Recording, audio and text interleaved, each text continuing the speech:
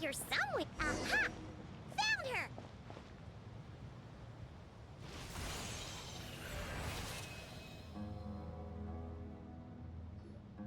Lillipar! What a long dream that was. It's been a while, my master. Oh, and you're here too, little wildcat. The four of us back together again.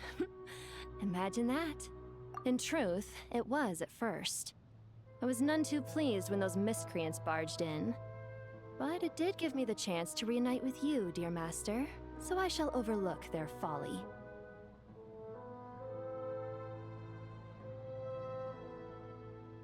After we last parted ways, I merged with the land beneath Gurabad to suppress the dark calamity stirring in the depths.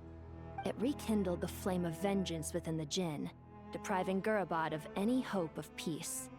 I fought against it for a long, long time, until one day, I sensed a change in a foreign land to the west. Suddenly, the pitch-black abyss fell silent.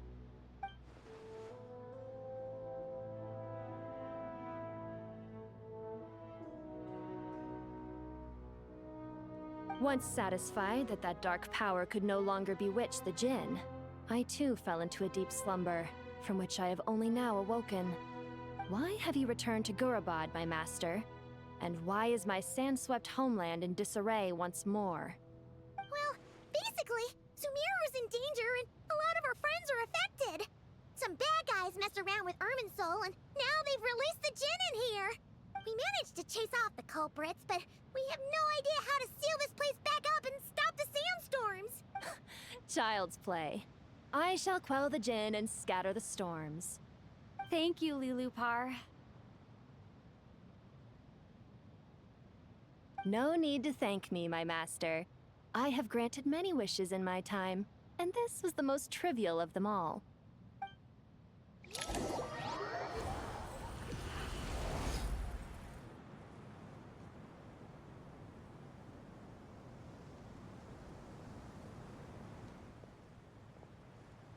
The sandstorm's gone. The sun shines bright again. When I said that we'd meet again under a lovelier sun, this was exactly how I imagined it. Yay! Although, honestly, Paimon would love to hang out with you more, even if the weather sucked. Well, there shouldn't be any more Jinn breaking out, right? Are we okay to head back? Sounds good. You can introduce us to your other friends. Another adventure begins. Lovely.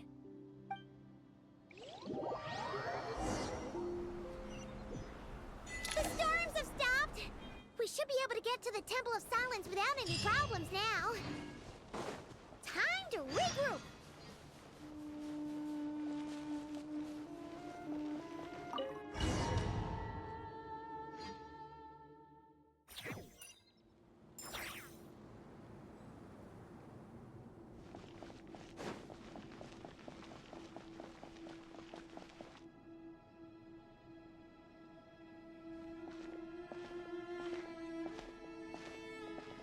So, this is the Temple of Silence.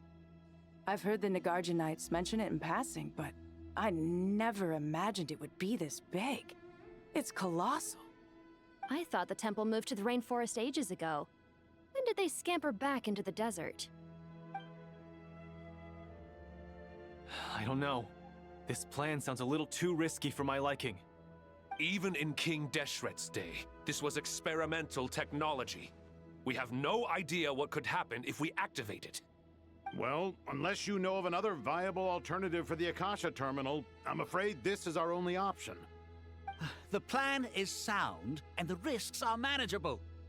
However, if we are to proceed, we must act quickly.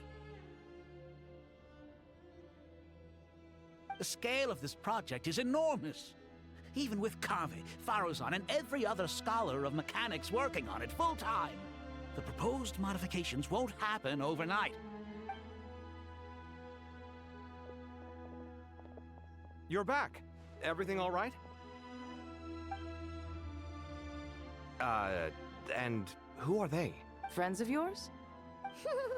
Pretty much everyone in the Temple of Silence is. This guy's Kaveh, And the one next to him is Alhaitham. Hello, I'm Jet, and this is Lilupar.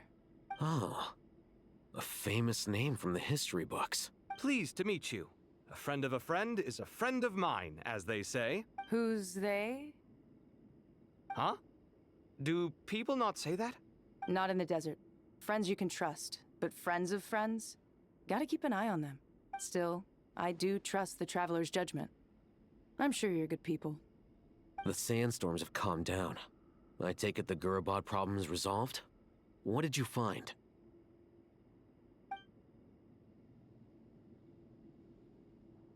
And after getting all smarmy with us, he trapped us there. Luckily, Jet used the mechanism outside to free us, and then we got Lilupar to put a stop to the chaos. Wow. Thanks for being there to help them. So, this mystery man openly admitted that he was merely a Harbinger subordinate. Yeah? Is there something weird about that? I assume you aren't naive enough to expect answers from an enemy. Well deduced. Our commander, Dottore, died in Nordcry.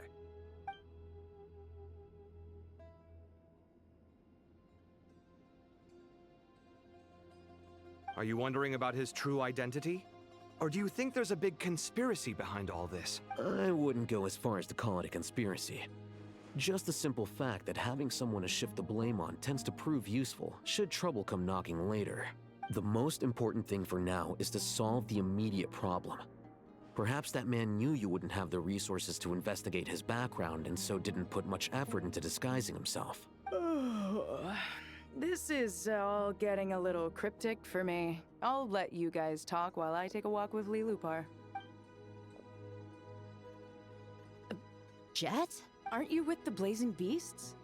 What a coincidence. Didn't expect to run into you here. We're mercs. You can run into us anywhere. Who's this with you? So, did you find the solution you were looking for in the Temple of Silence? You bet we did. This place is incredible. It has everything. So far, we've discussed a plan and verified its feasibility.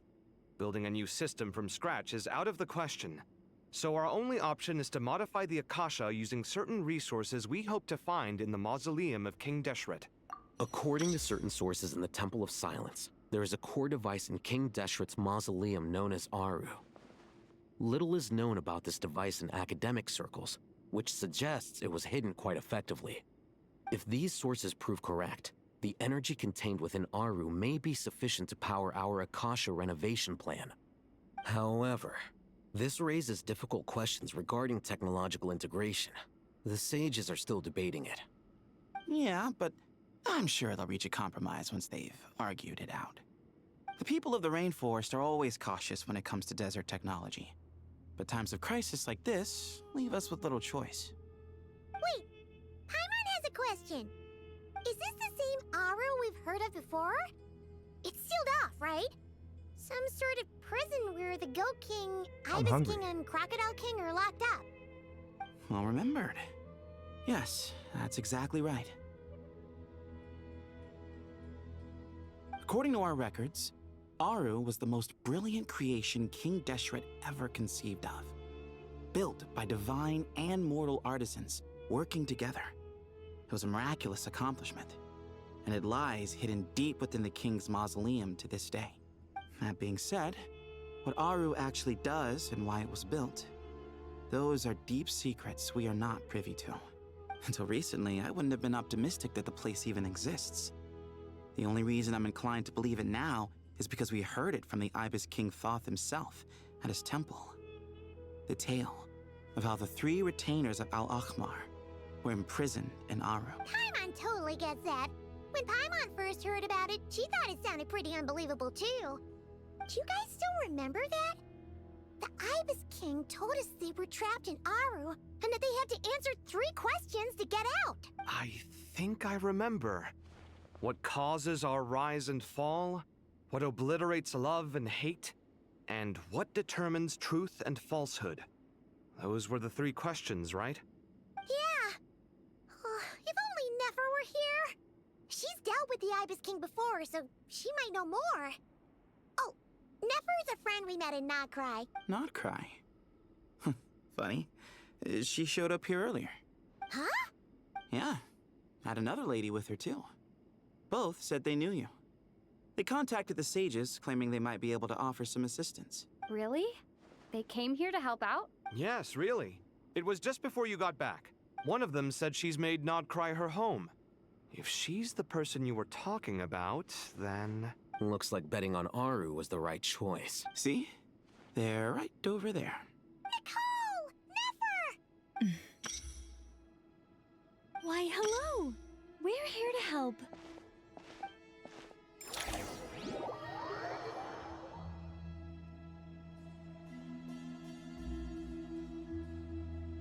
It's a good thing we left early. We almost got locked out. Locked out? What do you mean? Oh, you haven't heard?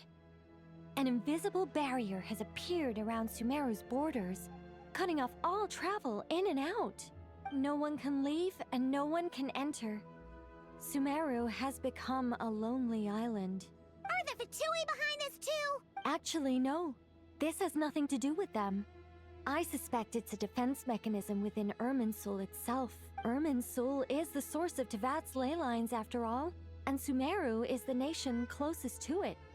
I imagine this function was put in place to seal the entire region off in the event of serious damage, preventing the disaster from spreading to the rest of Tevat.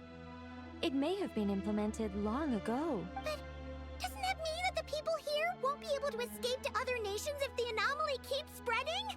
Currently, that does appear to be the case, which is precisely why I am here. This is a critical moment for the world, and Sumeru is the eye of the storm. Paimon's surprised you managed to convince her to come back to Sumeru. Indeed. Even for someone of my wisdom and eloquence, this tested my skills to the limit. And why should it concern me that Sumeru's in trouble? Surely you don't think I still have feelings for that place? Judging by your tone, I suppose you don't. Sounds like you don't know much about my past. And here I thought you knew everything. All I know is that the Ibis King is the source of your power. He was quite a prominent moon envoy once upon a time, so I do know a thing or two about him.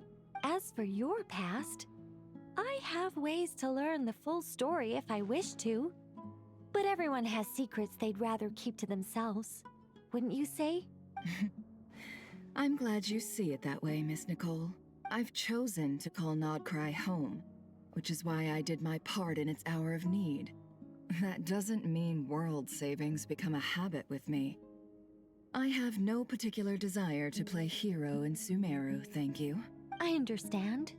Human emotions do not appear and disappear without cause. There is always a reason to be found behind both salvation and destruction. Still, if time has taught me anything, it's that human emotions are often complex and in conflict. That's why people change their minds about things all the time. But that's where we angels come in. Our duty, ultimately, is to guide people towards their deepest, truest desires and help bring them to fruition.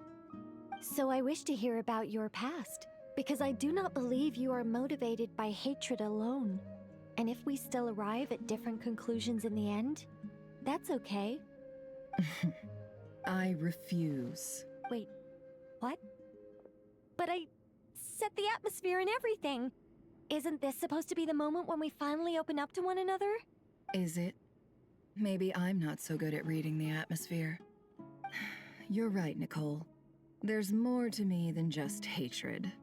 Had it consumed me, I'd be left stuck in the past forever, never living in the present. But I don't think that your guidance can change my mind. The all-consuming sands, the bloodshed, both deserved and undeserved. Those old emotions cling to me like a shadow. Do you wish to shake them off? No. I hope to remember them forever. Those emotions and memories shaped me into the person I am today. They'll always be a part of me. In that case, would you like to hear my perspective, at least? Sure. It's not every day you get to hear an angel's opinion. A long, long time ago, when the angels still walked freely upon the earth, I found life tedious. Monotonous work, lukewarm relationships. Things weren't nearly as interesting as they are now. And yet, since the angel's demise, I have found myself missing those days on more than one occasion. Human emotions are often attached to a person, a place, or an object. When those things are gone, the memories quickly fade, and the emotions slip away along with them. If Sumeru were destroyed, both rainforest and desert would be no more. With the object of your hatred wiped from existence, it would not take long for the memories buried deep in your heart to slowly fade. Both love and hate are intense emotions, but they are nothing compared to the void left behind when they disappear. Most sophisticated, Miss Nicole. But anyone focused on the future could only ever applaud the destruction of the things they hate. Still, I'm a special case. Someone once told me that human memory is more selective than a Mora-hungry merchant choosing between customers. We all need a reality check once in a while, so we don't forget the truth. As much as I dislike Sumeru, this is no way for it to perish. All right, you win. I'll help you out a little, but I won't work for free. How much will you need? You're not gonna milk this for all it's worth, are you? What do you think? I'll be upfront with you. I don't have much more on me. If that's what you need, I could borrow some from Alice. Or perhaps I could pay in sculptures. The ones I carve are actually worth quite a lot. Just cover my travel expenses. Huh? Is that all? That's all. Given all the people I owe favors to, I can just about justify a trip to Sumeru. Yehoda! Here, boss! What do you need? I'm going back to Sumeru for a while. While I'm away, you'll be in charge of the curatorium. Me? I'm in charge? Whoa! Don't worry, boss. You can count on me! And that was how the ingenious Angel Nicole brought you the perfect person for the job in your hour of need. Hip hip hooray! That was far more detailed than necessary. Not lacking in embellishment either. I never thought I'd return. Especially not the desert. But life doesn't always go as planned, I suppose. What's Candace up to? I don't think I've seen her yet. She is still taking care of things in our village. Should be joining us before too long.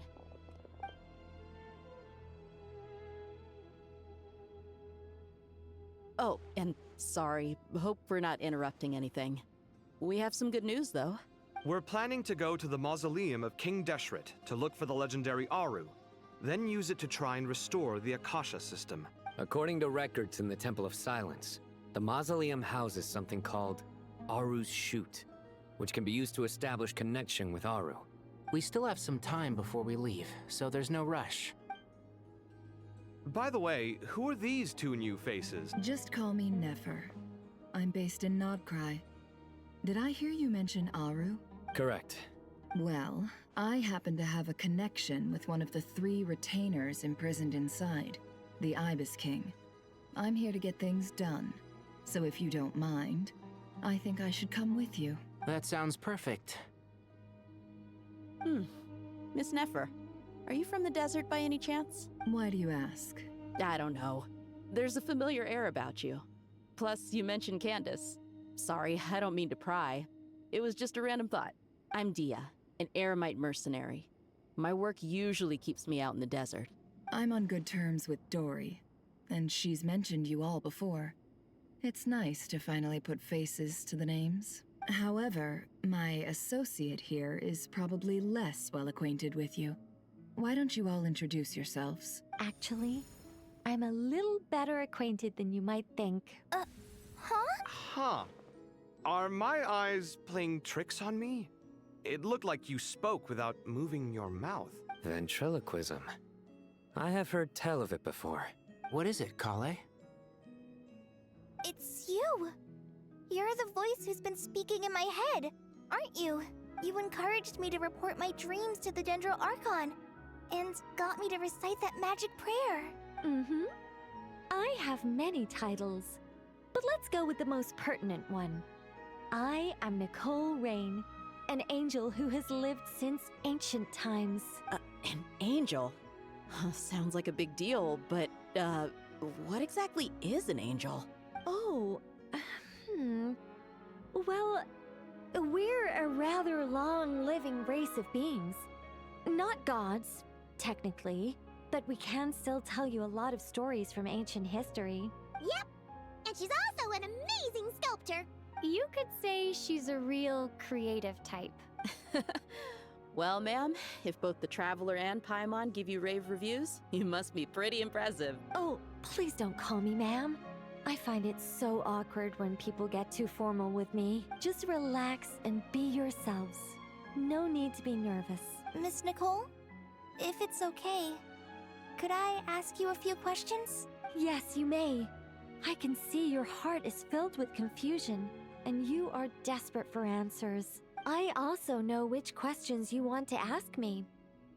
Why did you dream of Sumeru City in disarray? Why did those verses soothe the Jinn only when recited by you? I can guide you to the truth, but it involves a personal secret of yours. I'd prefer to speak with you alone, if possible.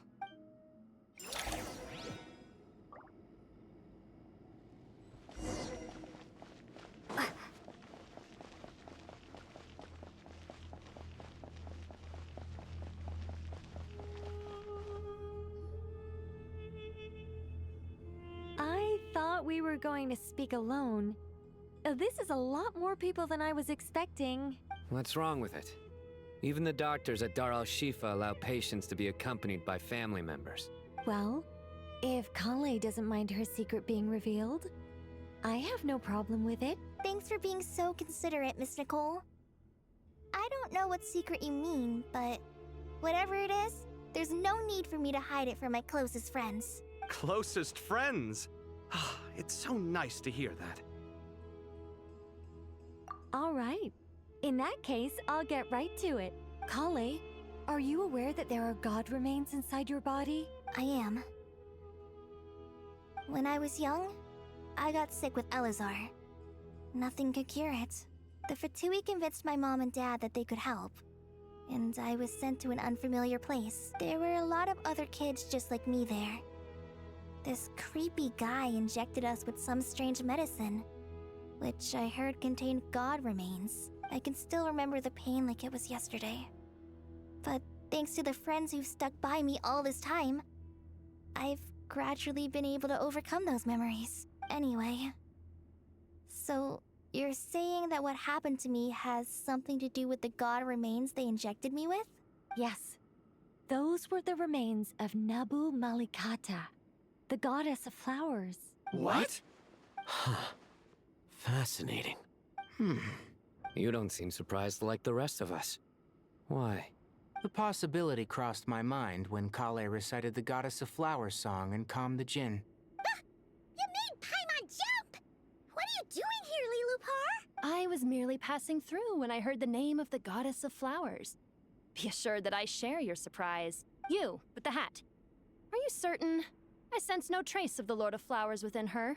Well, it is a very small fragment. Unless special methods are used to manifest its power, even her closest acquaintances would find it near impossible to detect. After the goddess passed away, her remains were scattered across the desert. King Deshret gathered all the pieces he could find and buried them in the Eternal Oasis. But some fragments remained unaccounted for. Eventually, the Fatui must have found a way to track some of them down. Presumably for use in some experiment. It's not an uncommon occurrence. You're more shaken than I thought. In one sense, you've been extraordinarily lucky.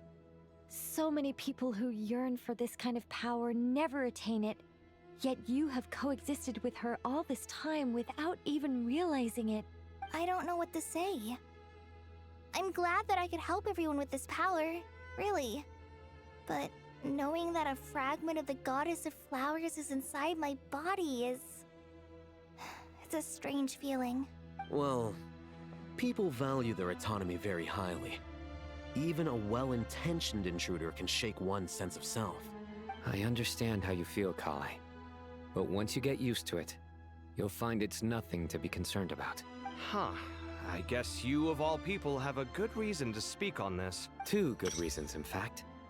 Incidentally, 3 is the maximum number of Hermanubis's Ba fragments that I could bear. Let me guess. Because 2's company, but 3's a crowd? Thanks for helping to explain the joke, Tainari. Not my intention. Goddess preserve me. I should take my leave. This boy in his wolf's head hat speaks much too differently from the Hermanubis I remember. Kali, all I'm trying to say is, no matter how many Hermanubis fragments there are within me, you wouldn't think of me as Hermanubis. In the same way, you are simply you. Yeah, I know what you mean. So about that dream I had, was it a warning from the Goddess of Flowers? Yes. Just like me, she was an angel created by the primordial humans, born with the instinct to guide living beings. Though her body and soul have perished, her essence retains its natural instincts. Even her smallest remaining fragments would do their utmost to send you that warning. The Mother of Dreams? Lord of Flowers and Oases? She must have had a premonition. That is why she gave that dream to you. We won't let our efforts go to waste, but I still don't understand. Why me? Yes. Why indeed? You weren't the only one injected with God remains, but only in you have her fragments persisted. I suspect it may be because of the firm will you showed in the face of suffering. She was likely assimilated by that will. Of course, this doesn't mean you have to shoulder any extra responsibility. As this young man said, you are who you are, and that will not change. All right. Any further questions from the family members of the patient? If not, we should head to the mausoleum of King Deshret. Let's move out. Time to put our plan into action. We all hope it'll work. But will we really be able to open Aru? And even if all 7 pillars of King Deshret agree to let us proceed, the scale of the work to follow is daunting, to say the least. Haven't you handled other big projects before? I mean, the biggest project I've worked on to date is probably the Palace of Alcazarzaray, I guess? But this is orders of magnitude beyond that. It's a total nightmare. Look on the bright side. At least this time you're actually here when Sumeru needs you most. You won't have to come asking me for details after the fact. Mock me all you want. But now that I'm here, things will be resolved far more quickly and smoothly than last time. Kave's self-doubt disappeared in an instant. Like magic. Well, this confidence is most gladdening. Now, go and pack your things. We'll head to the mausoleum as soon as you're ready.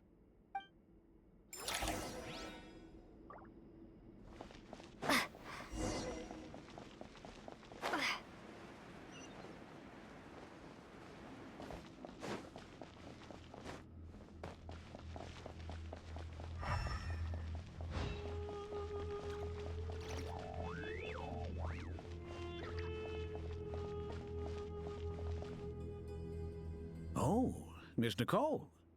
I heard you're a very talented sculptor. Is that true? Oh, I don't know. I wouldn't want to blow my own trumpet. Honestly, even though Kasharawar is best known for its focus on mechanics, plenty of Kasharawar scholars are quite serious about sculpting as a hobby. So if they rate your work, that's enough for us. We just have to take a look. Who's we? Myself and a few other scholars. Kashif, Daneshvar, Come take a look.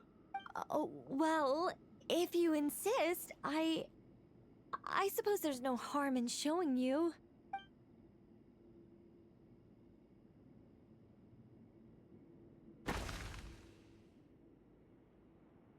Whoa. Where did that come from? Look at the level of detail. It's so lifelike. The squirrel descends from the heavens like a champion, and the earth trembles beneath its feet. What do you think? Striking, isn't it? Kaveh? Kaveh, come here for a sec. Oh, and Madame Faruzan, didn't you used to study in our darshan? Come take a look. All right, but hang on a moment. I have to finish reviewing this proposal first. You called? What is it, youngster? This squirrel statue. Isn't it cute? Oh, a squirrel. I wouldn't say cute per se. The realism is what stands out to me. Were you trying to carve a statue of a hero, young lady? Oh, a hero? I suppose so. Actually, I didn't really have a specific theme in mind. I just started working on it, and this is how it turned out. I see. Well, do you tend to read novels about heroes in your spare time? As a matter of fact, I do quite enjoy those. Everyone loves a good tale of daring do, right? Then perhaps this statue represents the heroic tale you long to see deep down inside. Also on the subject of heroism, I feel that if the subject posed with a finger raised towards the heavens, it would lend a greater gravitas to the overall image. I'm sure some would call it cliché or old-fashioned, but not me. I think it would be a perfect fit. It has a certain classical beauty about it. Kaveh! Sorry, Madame Faruzan, I'm a little busy right now. Don't wait up for me. What a pity. That young man has excellent aesthetic tastes. I was hoping to ask him for his opinion. What a genius idea! Why didn't I think of that? Classical beauty is a great direction to explore. That's it. Once I get back, I'm going to sculpt a heroic squirrel pointing its finger towards the sky. Precisely. A declaration of victory. You understand my vision. Then place the two statues face to face. Yes! That's exactly what I was thinking. It'll be a masterpiece. Miss... I'm sorry. I didn't catch your name. Just call me Nicole. Madame Faruzan? Was it? What? Oh, no. That wouldn't be right. Why ever not? Madam is a state of mind cultivated from within. Anyone may call me Madam if they so desire. My dear Miss Nicole, once we make it through these trying times, should we have the pleasure of meeting again, I shall look forward to seeing your new work. In this day of age, it's rare to find people with an appreciation for classical aesthetics. Meeting you was truly a pleasant surprise. Honestly, I feel the same way. It's been a long time since I met anyone interested in this style of statue. Clearly, they don't call you Madam for nothing. Also, I have to say, you're a very good judge of character. Because when I think about it, I really am someone who likes stories about heroes. That must be why I've quietly kept watch over generation after generation of them. Sorry, keeping watch over heroes? What exactly do you do for a living? Oh, never mind that. Let's not tell Madame Faruzan about Miss Nicole's true identity for now. Good idea. Let's limit the conversation to aesthetics.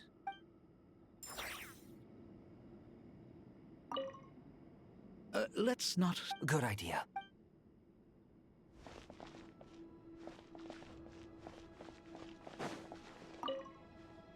What's wrong? You look a little depressed. Kale got a fragment of the Goddess of Flowers, and all I got was one of the 7 pillars who served under King Deshret. I lost out, didn't I? That's what you're upset about? You're such a child.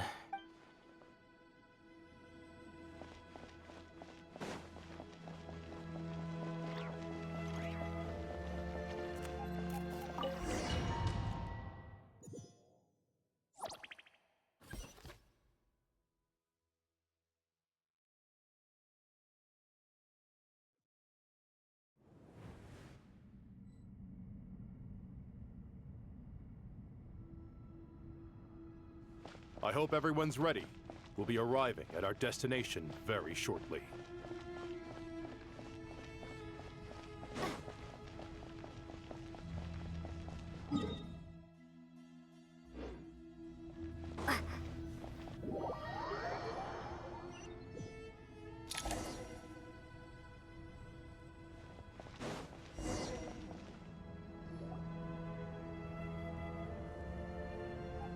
Why, we've not seen so many visitors ever, really.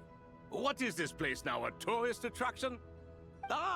Closer inspection reveals many familiar faces. To what do we dusty old fellows owe the honor? Surely you're not just here to chat. You surmise correctly. We are here to carry out a rather enormous project. Ho, enormous, you say? How large, then? Larger than the gaping void in our lives? Why, you've even put a smile on Goatee and Crocco's faces. All this activity is making for quite the special day. I know that laugh. Lilipar? What on earth are you doing here? Oh, this is hilarious. Turns out good things really do come to those who wait. As long as you stay alive long enough. When did you three get locked up in here? And still you act all high and mighty, putting on a show for the younglings. Truly hysterical. Why, you?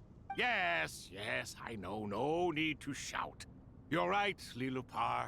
Goatee, Crocco, and I all have the same problem. But didn't King Deshret seal you away?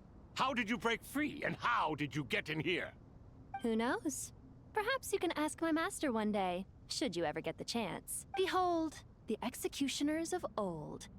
Some have turned into fragments residing in human bodies, and others are imprisoned eternally, leaving not a single shard behind. It's almost tragic, watching lowly prisoners like you act all self-important. Curiosity gnaws at you, doesn't it? Your interest in the outside world threatens to burst you at the seams. I'm starting to take a liking to this magic bottle lady. Time is of the essence. Let's get down to business. We come to you, O three ancient lords, to request your assistance on behalf of the Academia. If we can help you regain your freedom, I'm hungry. Then please consider lending us your aid. As for precisely what we need your help with, it's a long story. So, to demonstrate our sincerity, we are prepared to first resolve the problems that plague the three of you. All right, stop arguing, Crocco. And Goatee, don't you start. What's the harm in letting her speak? It's not worth getting so angry about. Forget about her. The three questions are the crucial thing here. But do you really have a way to answer them? You once answered the final question, Nefer, but the seal did not open. Unless, with the passage of time, you have found a new answer? You could say so. When you first asked me what determines truth and falsehood, my answer was a liar's soul. Liars are the best at seeing through the falsehoods of the world. But if you want them to tell you the truth, you have to reach their soul. I think that makes sense. I found it quite compelling myself, and I told Nefer so. Unfortunately, it brought us no closer to liberation. Well, that's simply because it was my answer, not the one King Deshret was looking for. Can you guess which answer Al-Ahmar wanted then? Time. And that's not only the answer to the final question. It's the answer to all three of them. All things wax and wane with the passage of time. Love and hate eventually fade into nothing. Current affairs are always fraught with conflict and controversy. Only time can distinguish between right and wrong. You once described King Deshret as a proud man. I'd say that the prouder someone is, the more inclined they are to believe that only time is qualified to be their judge. Time. Well. Indeed. Perhaps in building Aru, our king was in fact attempting to reverse time, to bring love and hate, right and wrong, the rise and fall of all things back to their point of origin.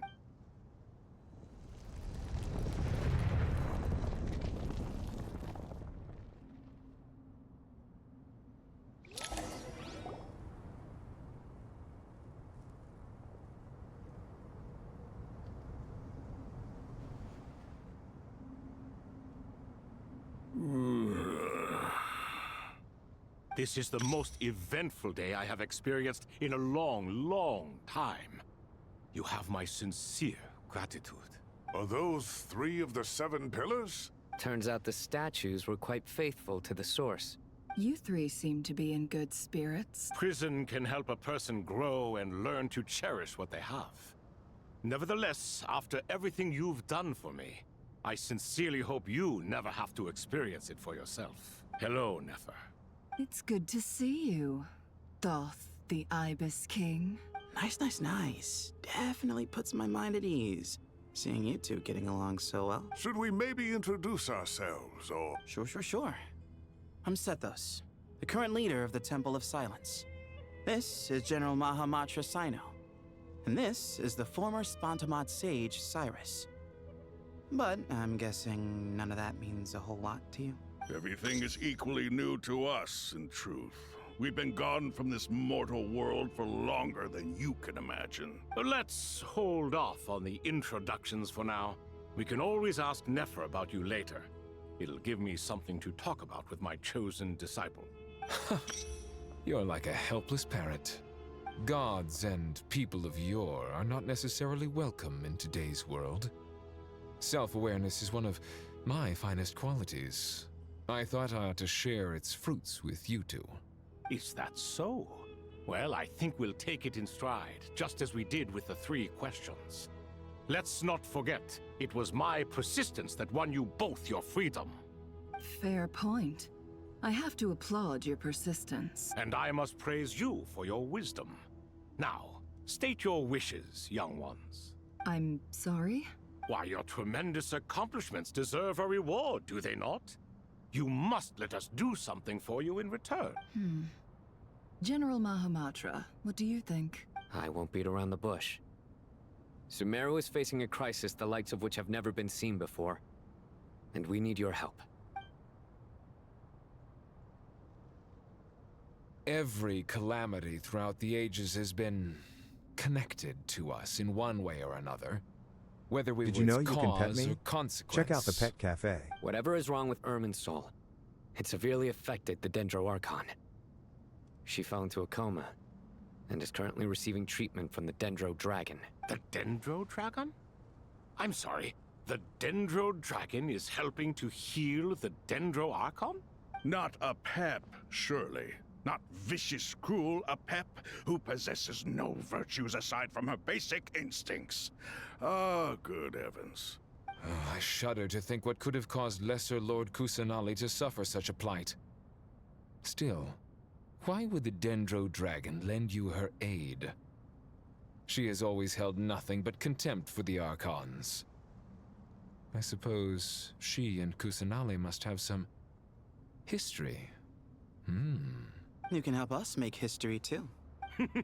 A smooth talker. Well said, lad. Currently, no one can connect to Irmin's soul. We hope that by opening up Aru and making some modifications to it, we can use its technology to our advantage. Unfortunately, Aru is an imperfect creation. King Deshret never managed to realize his full vision before his death.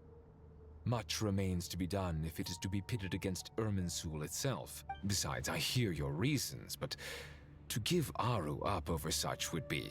The archaeological records clearly indicate that although Aru's construction took a long time, it was not beyond human means to achieve. Modern technology should solve the efficiency issues. We have no choice but to go all in on this. This is by no means a threat. But the only reason we helped you escape from Aru was to gain the necessary leverage to negotiate with you. You asked us to state our wishes, and we have. Each one of us here needs your help, as do all the thousands of people living in Sumeru. They need you, and they need Aru. What do we think, my fellow old fogies? Shall we lend our support or not? Since you ask so nicely, naturally. Naturally what? Are you for or against? I simply mean we shall do what comes naturally. You claim that you wish to open Aru. Know you then that the golden slumber created by King Deshret is preserved within? We do. We understand the risks involved. In all likelihood, the mortal world will never again be able to replicate King Deshret's work. Never will there be another chance to come so close to creating a utopia. Knowing this, are you sure of your decision? We are sure. Before people can dream, they must first live. If your minds are made up, very well. We shall summon our erstwhile colleagues to discuss this further. Saint Shezepank, Saint Bennu. Once you surrendered to silence and were buried with King Deshret. But now, we invoke the right to awaken you with our voices.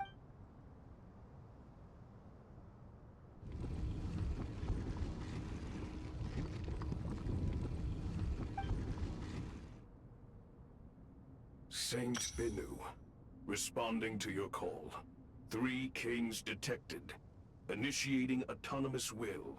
Saint Shezbank, responding to your call. 3 kings detected. Initiating autonomous will. Ah, Lord Herreshoff. What a long time it has been. I trust you are keeping well. Then your trust in my well-being has long outlived your physical body. You have always opened with that same phrase, in life, death, and now even beyond. Al-Akmar is long gone. What is the reason for this meeting? You're awake? Good. We are voting on whether to give the people of present-day Sumeru access to Aru and permit them to perform technological renovations. You have the right to support or oppose the motion. Aru is the pride of Al-Akmar. Opening Aru requires the unanimous consent of the 7 pillars. I hope you have a convincing reason to present to us. Sumeru is currently in the midst of a major calamity. Let us not forget that while Al-Ahmar was a stern ruler, he was also a teacher of wisdom. A god without his people shall cease to exist, and King Deshret's greatest wish was to provide protection for his people. Let us then honor our God King's wishes as we consider our decision. I do not mean to mock these proceedings, but what is the point of a unanimous vote when we know that the last of the 7 pillars, the Dendro Dragon Apep, will never communicate with us? This will no doubt surprise your mechanical mind, and I have no intention of trying to persuade you it is true. But Apep is, in fact, healing the Dendro Archon as we speak. Huh? Can someone attest to this? Do we have any proof? I ask the 3 kings. Can any of you vouch for the truth of this claim? Naturally, the Ibis King, Thoth. What? It was Thoth's disciples who revealed the truth to us. We need not debate its veracity. Simply let Thoth bear accountability. That way the rest of us may have a clear conscience. Herreshoff, you diabolical fiend! I awakened our former colleagues for you, supported your opinion, and backed your decision. What sort of fiend would do that? I miss the days when Hermanubis was still around. At times like this, he would offer to take accountability. What are you trying to say? Is my word worth less to you than Hermanubis's? Hypocrite though you are, Lord Thoth, you are humorous in equal measure. How could we bear not to associate with a character such as you? I, Saint Shezpank, approve the Goat King's proposal. Since King Deshret is no more, we shall receive no reprimand for acting beyond our remit. Nevertheless, I sincerely hope that those before us understand the significance of what they intend to do. Remember, the moment that Aru is liberated, the myriad souls residing within the Golden Slumber will return to the ley lines. And once the ley lines flow again, these souls shall in turn be received by Irminsul. To take this step is to bring the perfect afterlife created by our king to a permanent end. We understand that well, and we have decided to proceed regardless. Furthermore, the contemporary human perspective would contend that confining souls in this way is no act of benevolence. The deceased have a right to rest in peace. King Deshret's creation is clearly a place of rest and peace. It is just that many do not see it this way. But no matter. Saint Benu approves. Hermanubis' representative and the Dendro Dragon Apep made their choice ahead of time, while the Goat King, Ibis King, and Crocodile King have also granted permission to liberate Aru.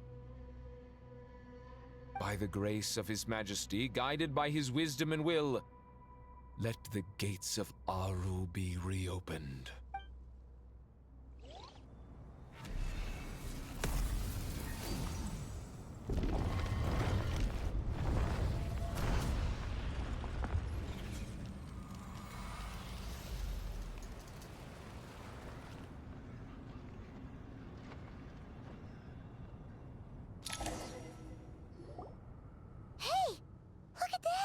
What's this? Are we under attack? No. Wait, it... Here you are. Through the sands of time. I see you. Father. Father, is it really you? It's Jet's father, Jibriel! That's right!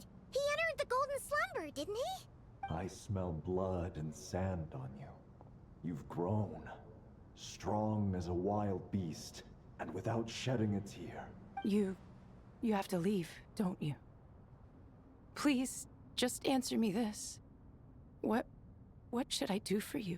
This meeting is a blessing from the gods. My soul, once imprisoned along with that of Semail, is finally free. I am truly grateful for the chance to see you again. That the dead should meet the living is itself a miracle. One brief, precious moment is enough. Enough to set my heart at ease. Do not weep for me, Jet. I know you will accomplish many great things in your life. You will go further and climb higher than I ever did. All I ask is that you take good care of yourself.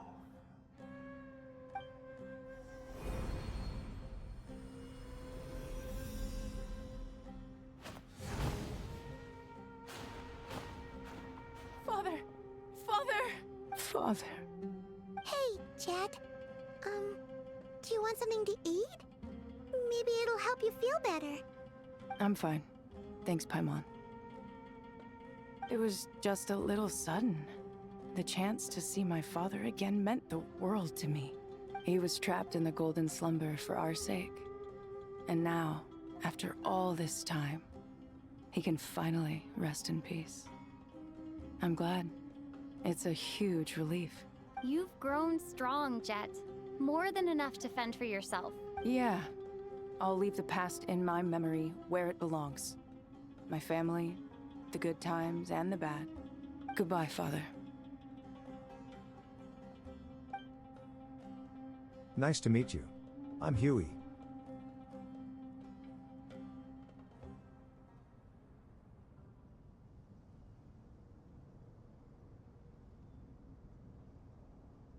Ah, me, what a touching reunion that was.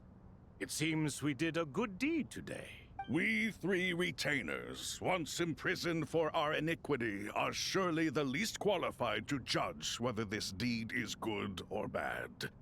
Either way, Aru is open. Now you have your opportunity, and with it, whatever trouble may ensue.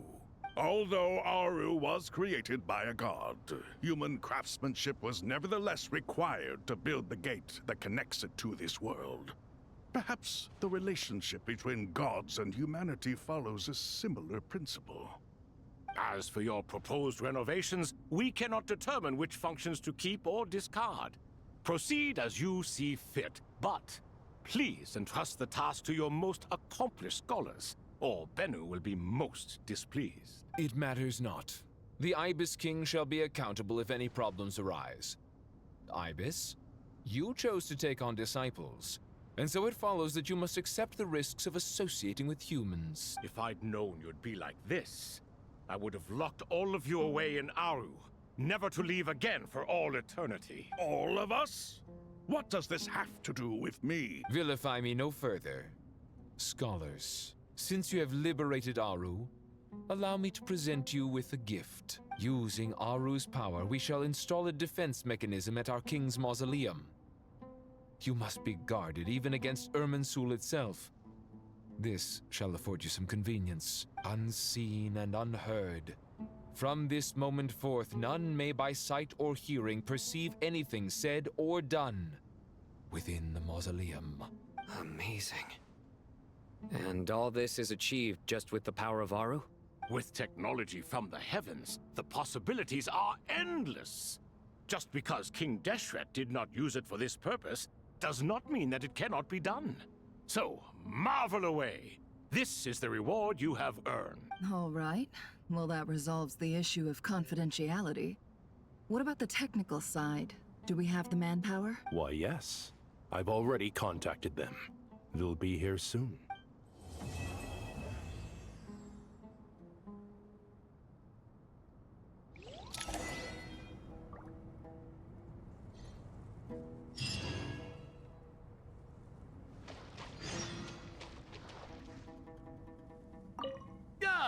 Fresh air. A wondrous feeling. Naturally. I have a sudden urge to stretch my legs. Can anyone recommend a suitable leisure activity? I might have had some recommendations for you were this the past. But here and now, for someone who has just left prison, there could be no greater joy than simply being outside of it at last. I could not agree more.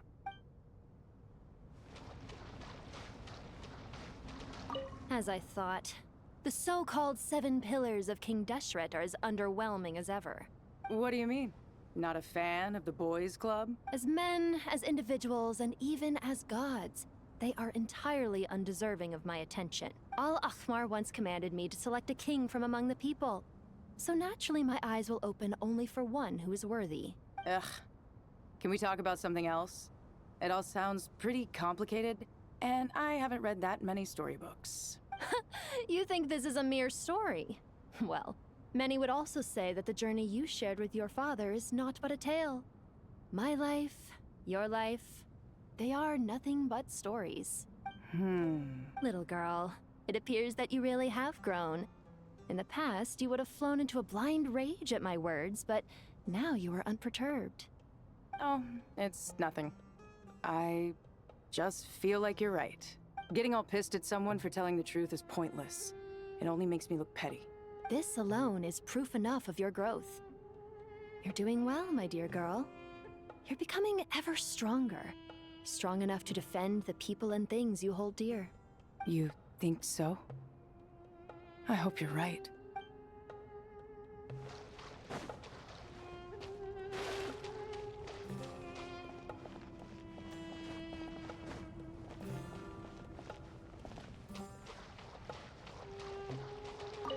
You must be Sethos, the successor to the Temple of Silence. Hello. Yup. That's me. Nefer, right? That's what I heard the others calling you. Judging by your outfit, I'm guessing you come from the desert too? That's right. Started off in the desert, went to the rainforest, then went from there to Nodcry, where I work as an intel broker. Huh. Well, this is interesting. You don't seem to talk about yourself all that much. Yet here you are, volunteering your life story to me. However abridged. Maybe I'm looking to make some new friends. I like making friends too. I'm easier to talk to than Sino and a little more streetwise than Tainari. Which is why you came over this way, giving me the chance to strike up a conversation with you. Was I that obvious? I think you did fine. You were mindful of my attitude and hoped to lure me in through sentiment. Lure you in isn't exactly how I'd put it. I see it more as an invitation. An invitation to what? To put down your luggage. Lay down your burdens. To return to your homeland. And be truly welcome in the place you once felt so estranged from.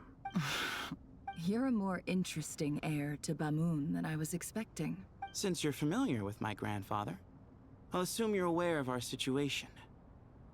I'd like to make friends with you. And I think you'd be a great asset to us. Not to mention the power you and I both hold. Originally belonged to the same organization. Aha. There we go. Now we're getting somewhere.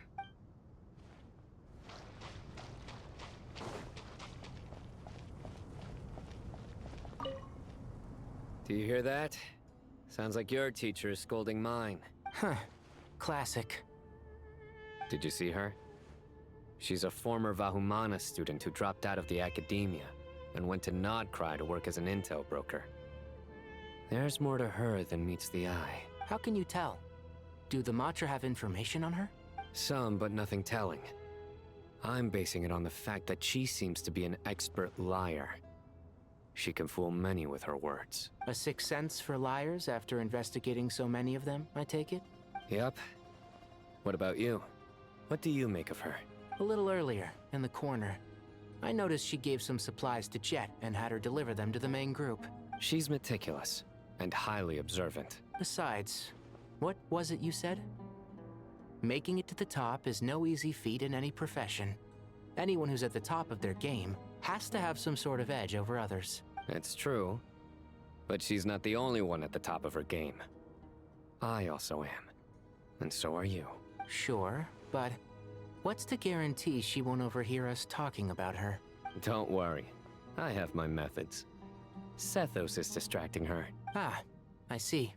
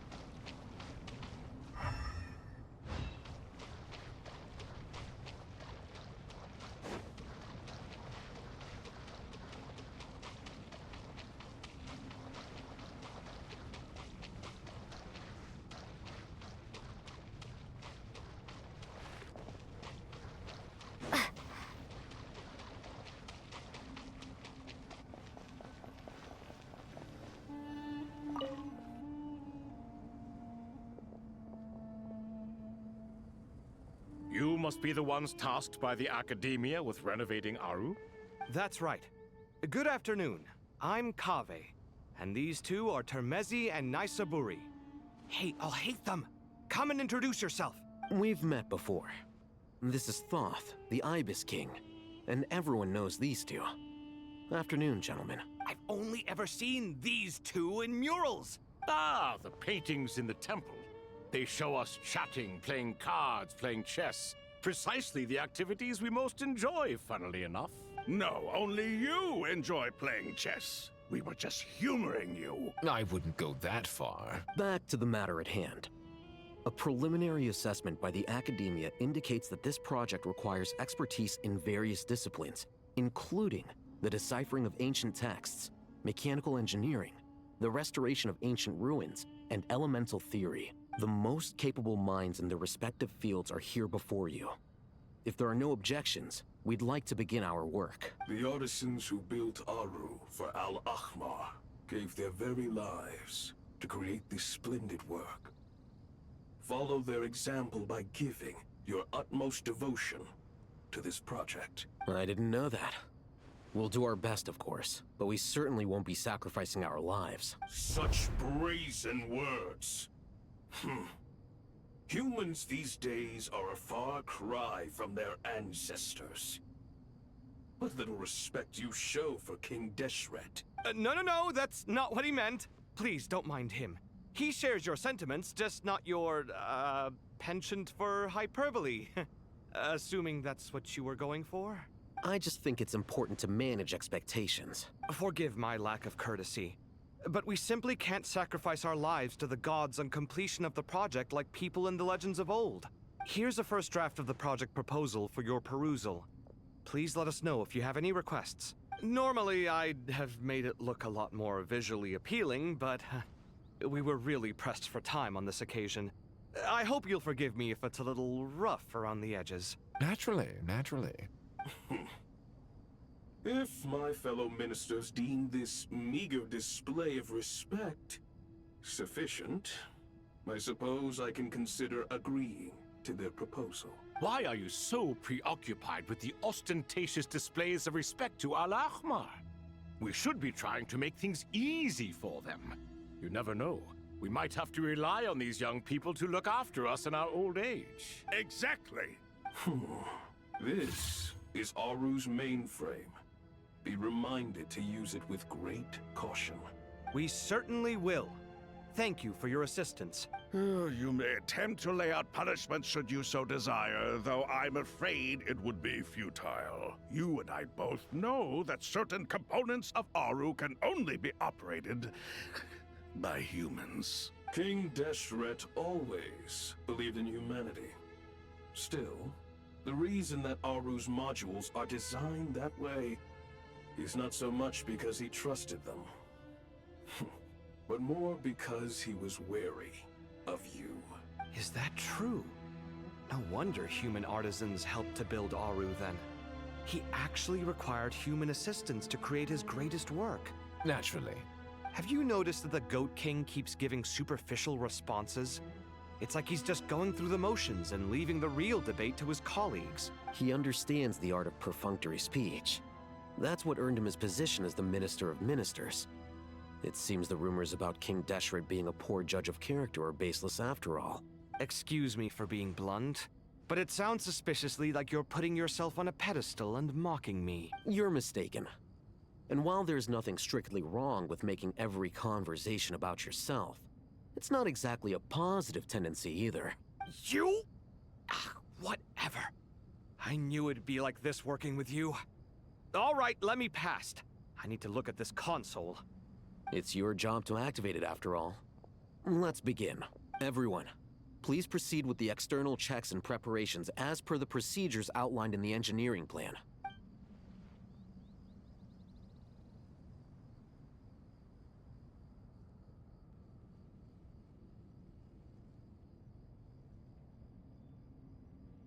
Hello there, youngsters. Whoa, the Ibis King came to life. What do you mean, came to life? I've been alive the whole time. You did say we could start our research, right? Are you having second thoughts now? I've reviewed the proposal. The work you're planning to carry out on this grand device is ambitious in its scope.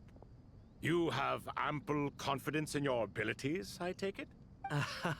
I wouldn't say I'm feeling hugely confident, but given how bad things are, I'd rather at least try something than sit around waiting to die. You are the top scholars of your day. I trust you are aware that there are countless links between Aru and the Akasha? Aru and the Akasha? But I thought the Akasha was the Academia's greatest technological accomplishment, created years ago by the Dendro Archon to help her people access knowledge. And you too? Do you not know either? You've read the instruction manual, right? You tell them. An instruction manual? The Akasha has an instruction manual? The Dendro Archon is a kind and thoughtful god indeed. It used to sit on a shelf in the corner at the House of Dana. Not the most popular read. If the manual is to be believed, Aru was in fact the original inspiration for the Akasha system. What? But there are so few records about Aru anywhere. And practically none of these scientific expeditions into the desert had anything to do with it. Ah, but this is something you could not possibly have known. You may have heard many stories about the desert, but what is the most important aspect of history? Consider this a quiz. Anyone from Vahumana present? I'm from Vahumana. It's, well, veracity. Precisely. And a large part of veracity is the chronological order in which events occur. I may as well tell you. In the beginning, Nabu Malikata, the goddess of flowers, descended upon Sumeru. The glory of the heaven was within her. She brought life, oases, and knowledge to this land. Then she created the Jinn, enlightened them, and ordered them to serve her. 2 other gods also walked upon this land where wisdom flowed in abundance, and the 3 met beneath the great green trees. It was the first and greatest alliance. We should speak with reverence of this covenant between the 3, which transcended both time and life. For they promised that in Sumeru, wisdom would be shared with all.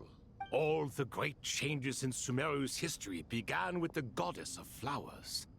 For King Deshret's sake, she pried into the secrets of Celestia, and for this was burned to ashes by the flames of wrath. So grieved was King Deshret by her passing that he lost all interest in state affairs and devoted himself instead to the knowledge that she had brought back. It was after learning of the technology from that floating island in the sky that he first conceived of Aru. And so, the Akasha was inspired by Aru, while the basis for Aru itself came from Celestia's technology. Well, if the 2 share a common technological origin, then connecting one system to the other is an entirely feasible idea. Unbelievable. Have you no reverence at all for celestial technology? No, I do, but there's no time for that. The schedule is too tight. Blame it on the deadline. Perhaps you could try coming up with our cutoff dates. You know what it's like having to turn around 5 different drafts in one day? I wouldn't wish it on my worst enemy. Yeah, also, Sir Ibis King, you don't plan on getting directly involved at all, do you? Yes, well, you strike us more as having come to give a popular science lecture. Or, wait, does this count as more of a first-hand witness statement? Neither. Anyway, this sounds like far too much work for me. Still, if Aru is so powerful, why didn't King Deshret use it for more ambitious ends? Because it was never fully completed. King Deshret had grand plans, but he perished before they could come to fruition. In the beginning, his wish was to create something that could rival the very world itself. The Lord of Flowers sacrificed everything for that ambition. What he desired, she bestowed, and thus was knowledge brought into the world.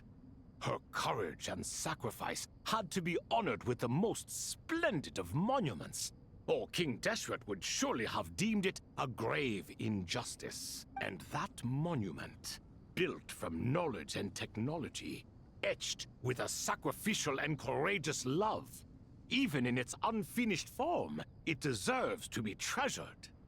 At that time, King Deshret said the following to the Lord of Dendro. Since we share an eternal covenant, I shall never be your enemy. Hence, the fruit of wisdom from the heavens is not to be devoured. Remember, it is not that I lack the power to become the enemy of wisdom.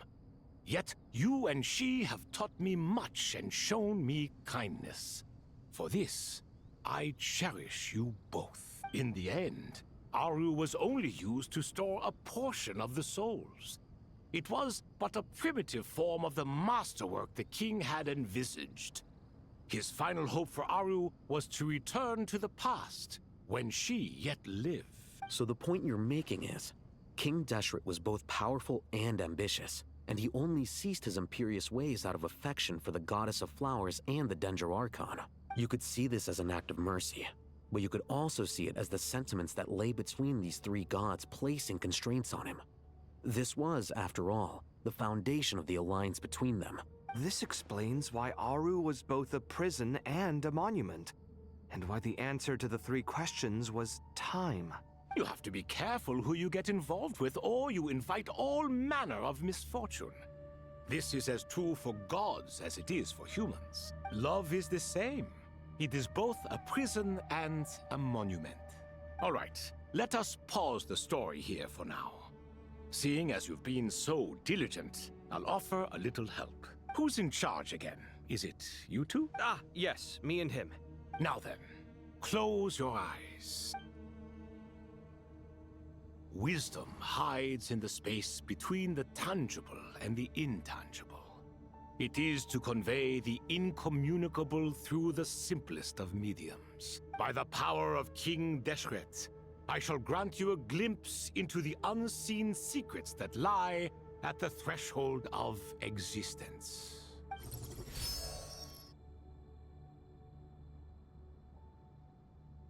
Where did this come from?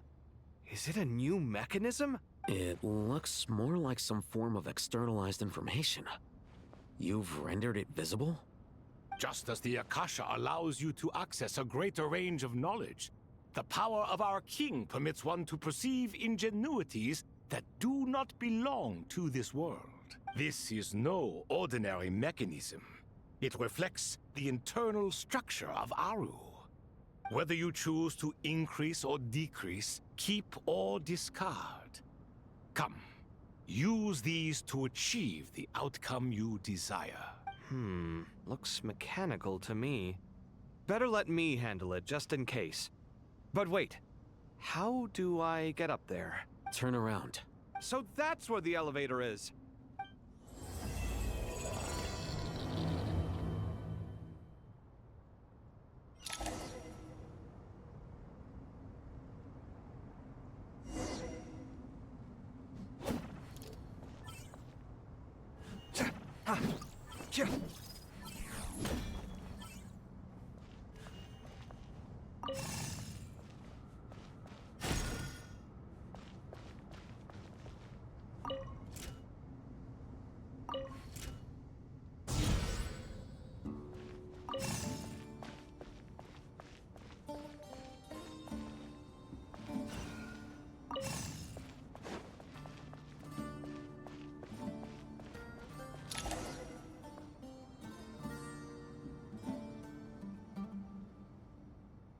Nice to meet you. Obelisks were used to I'm record Huey. important information in the ancient desert civilization. Hey, Alhaitham, there's some writing here I'll need you to decipher. I've sent it to your screen. Do you see it? Got it. It's a little blurry, but I should manage. Take a look and tell me what it says. Oh, and I'll send any other similar text directly to you from now on. Let's start with this one. It's a variant of an older script. Herein lie verses written for the Yellow Sands. Looks like cultural information from the age of King Deshret. If so, I suggest you delete it. Words thrown together merely for fun. I had no idea Aru kept a record of this. Well, as long as you're certain that this is strictly private information, that's fine. It is unimportant. All right, well, I guess I'll start now.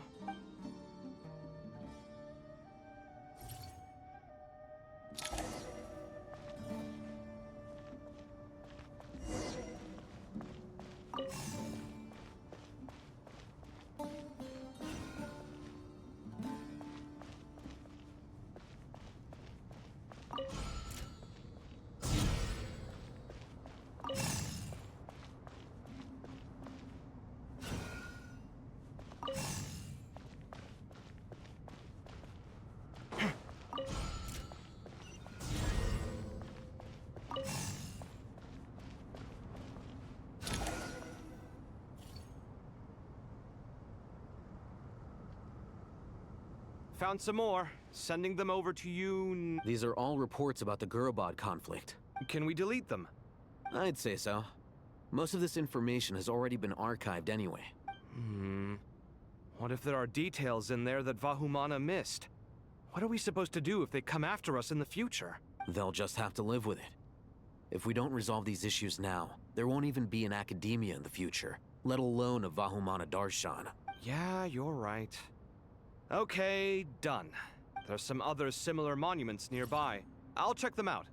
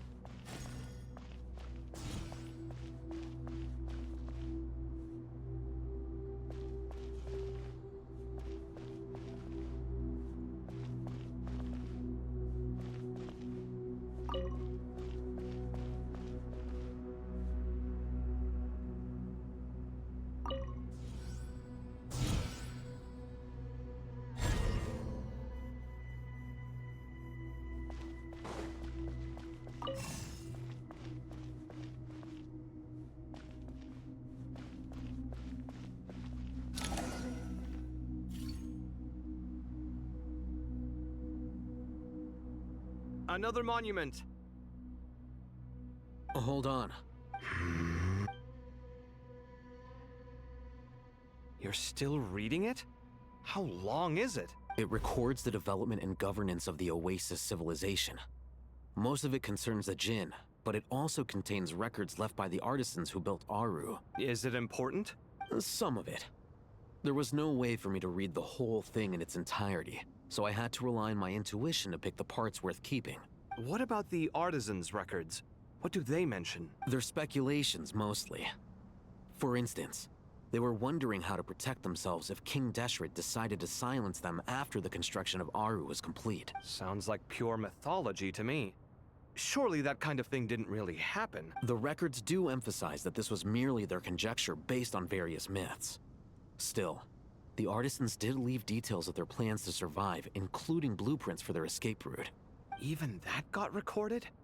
Okay, well, I'll make a copy of this first before I delete it.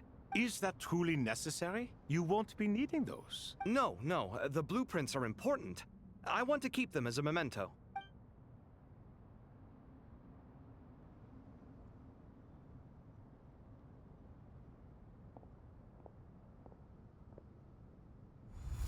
I think that should just about do— It meets the requirements of the contingency plans, so we should be good.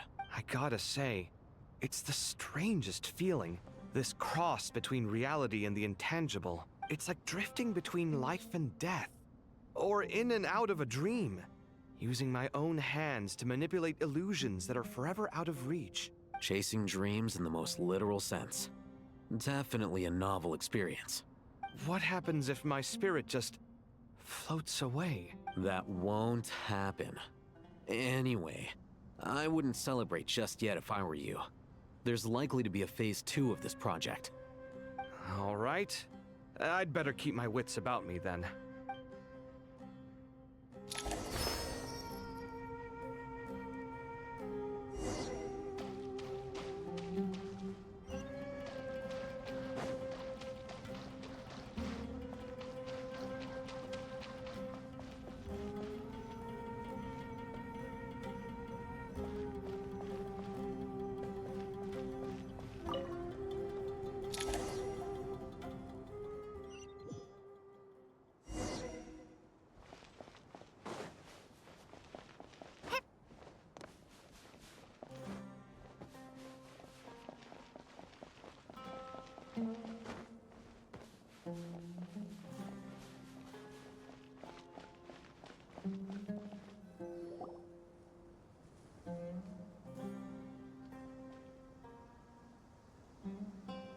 Traveler from afar, do you worry for the fate of Sumeru as well?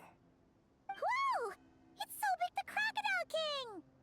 Greetings, Crocodile King. Please be at ease. I'm just here to chat with you about Lesser Lord Kusanali. Sounds like you really care about her. Yes, although to be exact, it is a mixture of both concern and curiosity that I feel. Speaking of Nihida, Paimon was wondering how she's doing. Wait a moment.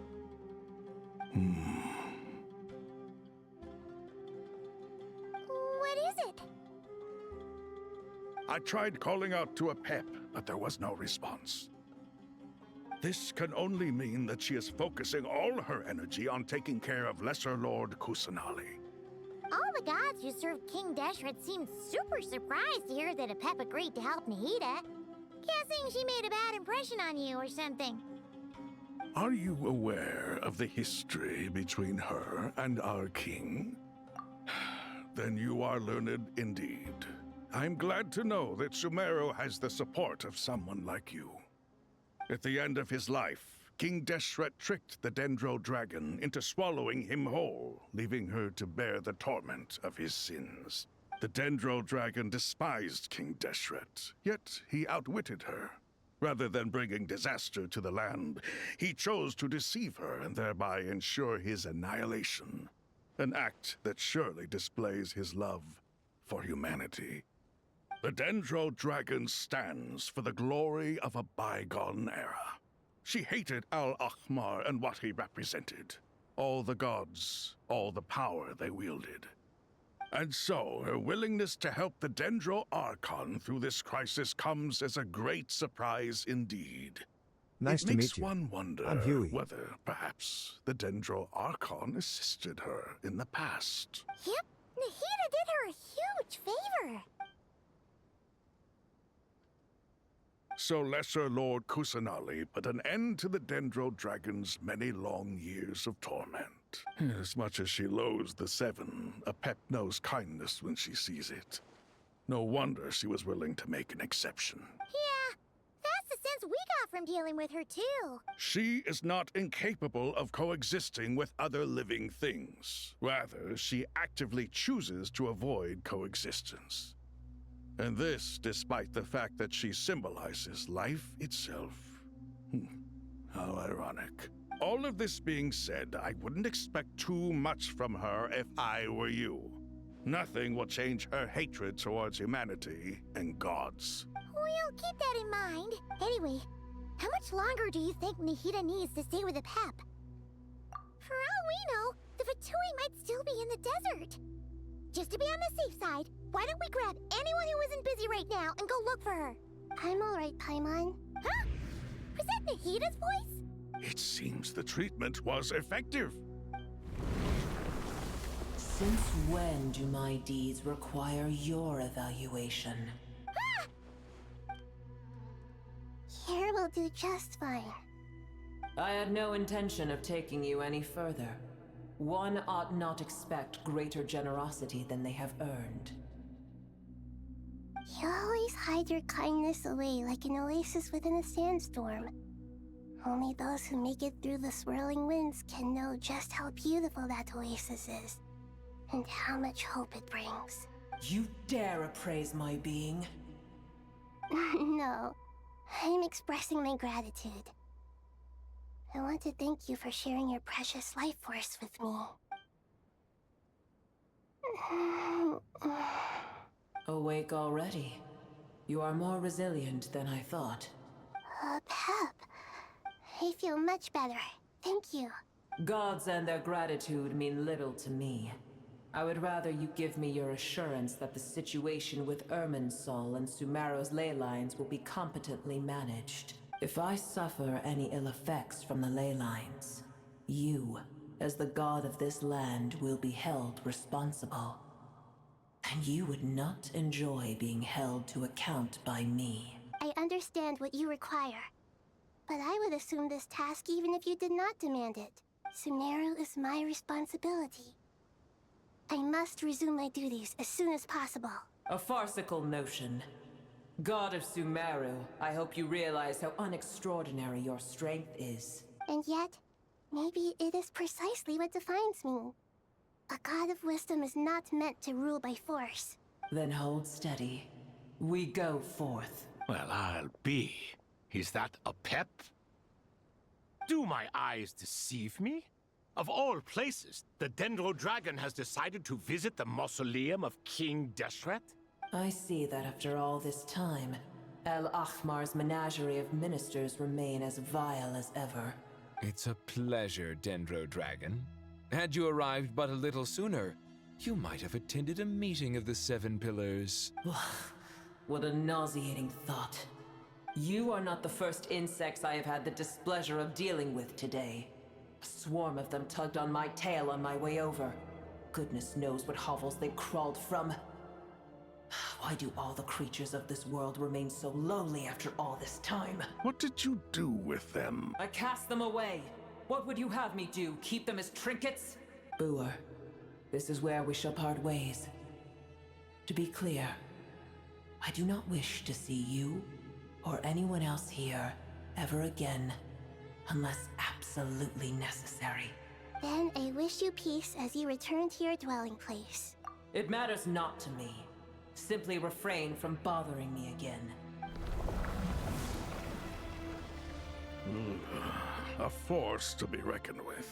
At times like this, I feel glad that she has no interest in any of this. Hold on, just hold on, okay? We're almost there. We made it. Huh? Wait, that voice!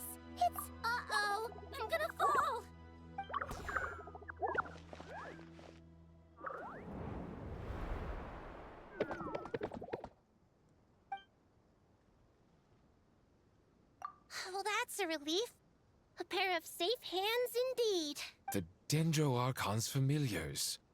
They are the last thing I expected to see here. Huh? Wait, what are the Aranara doing here? Don't you guys hate the desert? Obviously, I was worried about the Dendro Archon. I've been supporting them with my Pari powers the whole way here. Oh, you seem pretty nervous. Is it because there are too many people around? Not just people. It's all these non-human beings, too. It's hard on them. I can't believe you made such a long and dangerous journey just for my sake. I appreciate your support so much. Thank you all.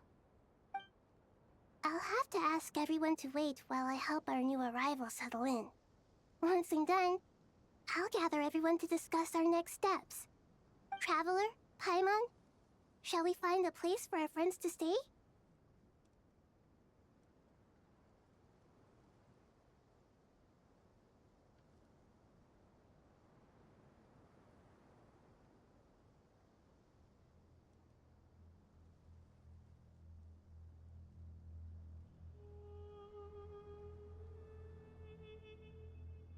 Awesome! Let's go! Well, first I have some questions.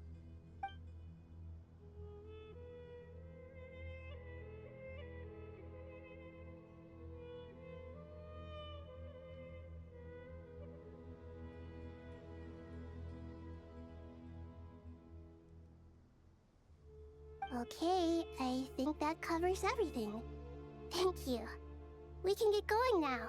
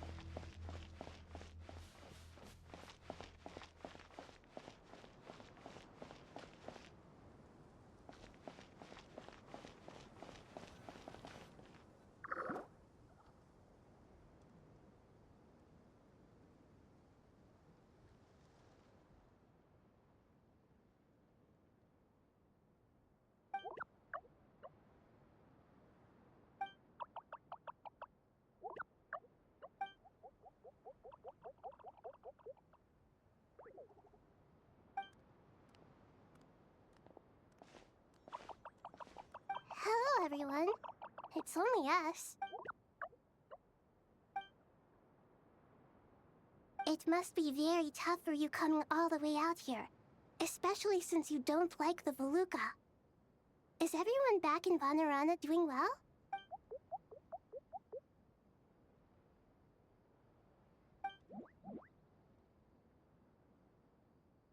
Ah, everyone's here. Good. Are you okay? You look like you were about to pass out back there. Then you're forgetting who I am. Don't underestimate me. Oh, excuse me! Are you comparing me to Paimon? I suppose everyone is gathered here because of me.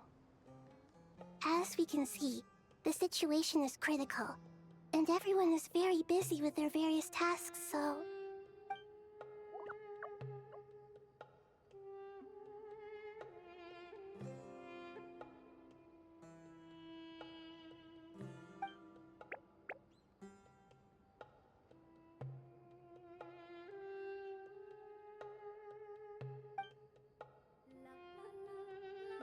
I can't thank you enough. Right now, we're focused on restructuring Aru, processing excess information, and helping restore everyone's confidence. I'm sure you'll find it all very straightforward. I can help too. Just let me know where I'm needed.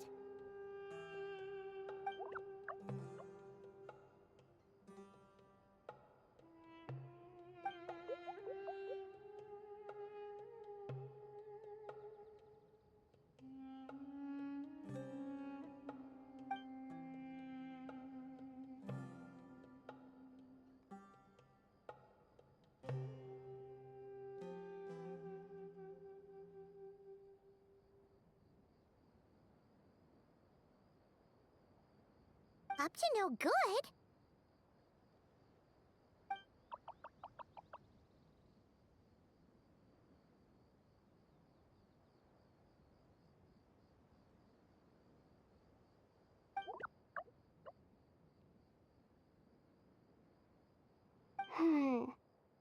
That definitely sounds suspicious.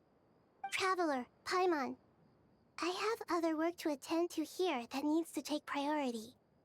Could I trouble you to investigate the situation Arabalika spoke of? No problem. Leave it to us.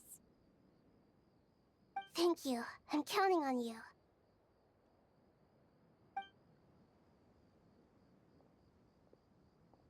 There's one other thing. If you are to work alongside the people of Sumeru, you will need to make yourselves visible to them. Is that acceptable to everyone?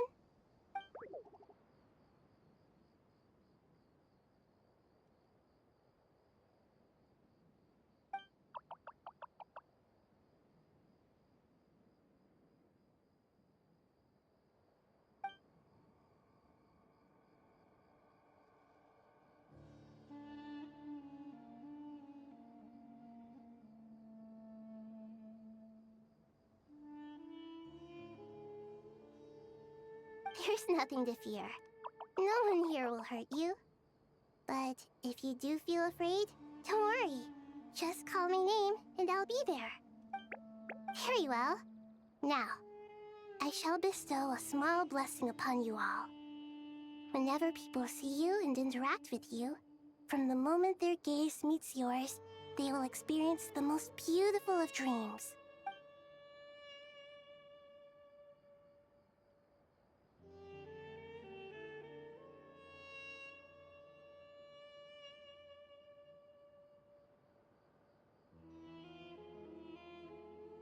Do not fear.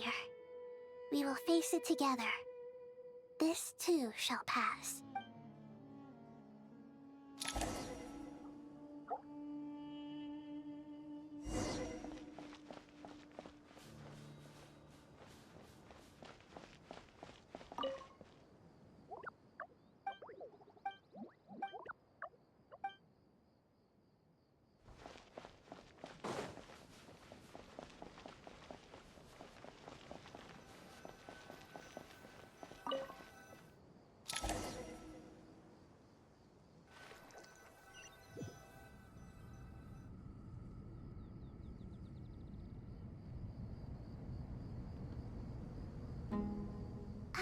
Everyone's here. Wonderful. Dendro Archon, you're back. Are you recovering all right? You mustn't push yourself too hard. I'm doing very well. Thank you for your concern.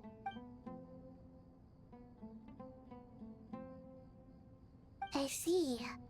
Using the power of Aru to reboot the Akasha and gain access to Irminsul. It's a sound plan, although I regret to be the bearer of bad news. Nice to meet you. But with the I'm state Huey. that Irminsul is currently in, it's impossible to access via traditional means. Even the Akasha won't change that. Alas, we had feared this may be the case. And what about non-traditional means? Non-traditional means? Are you saying... Desperate times call for new measures.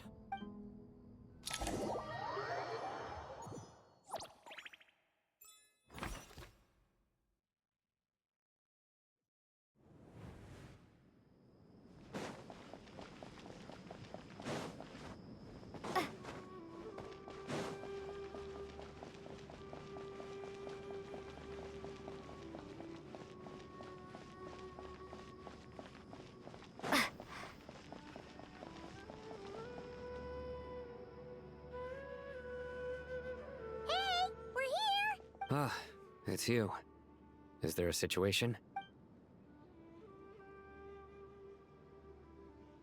The Aranara have good intuition when it comes to people. In other words, there may well be a traitor among us. Given everything that's going on, I'd be more surprised if there wasn't. Miss Nefer, as a professional intelligence broker, I trust you have a solution? Not one that I'm willing to volunteer. What's in it for me? Let's say I'll treat this as a pilot project aimed at expanding your intelligence operations. Whatever business you're in, An avenue to demonstrate your abilities could never hurt. I like the sound of that. Glad we're on the same page. Given that you rarely set foot in Sumeru, practically no one at Caravan Rebot knows who you are. I take it you've read the files on everyone in the area? Yes. I also skimmed the list of evacuees, and am more or less up to date on where everyone stands. Any initial suspects? Limiting the scopes to males whose recent activity could be viewed as suspicious. I've identified 3 names. The Aranara saw 2 people talking, but currently we only have 1 suspect. The other person was probably just a messenger, and in all likelihood has already left Caravan Rebot. Everyone is heading for the desert per the evacuation order. Anyone willing to turn back at this stage is almost certainly with the Fatui. There's no way it was a spur-of-the-moment decision to act at a time like this. This spy must have been planted long ago. We need to smoke him out from wherever he's hiding. Sounds like you have the beginnings of a plan.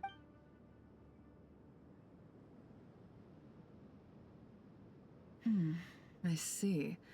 Your suspicions are well-founded. I'd be watching him too if I were you.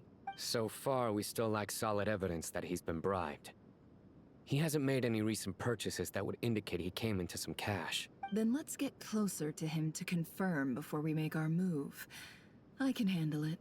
I'm not based in Sumeru, so barely anyone at Caravan Rebot knows who I am. And you're certain you've never encountered this person in Nodcry? I'm certain. Besides, it's extremely rare for me to have had any direct contact with Sumeru mercenaries besides Jet. There's no way he could have seen my face before. Sino, stay out of sight and wait for my signal. If he raises any red flags, I'll bring him toward the main road. Understood. I'll take it from there. Excellent. Well, it's a pleasure working with you.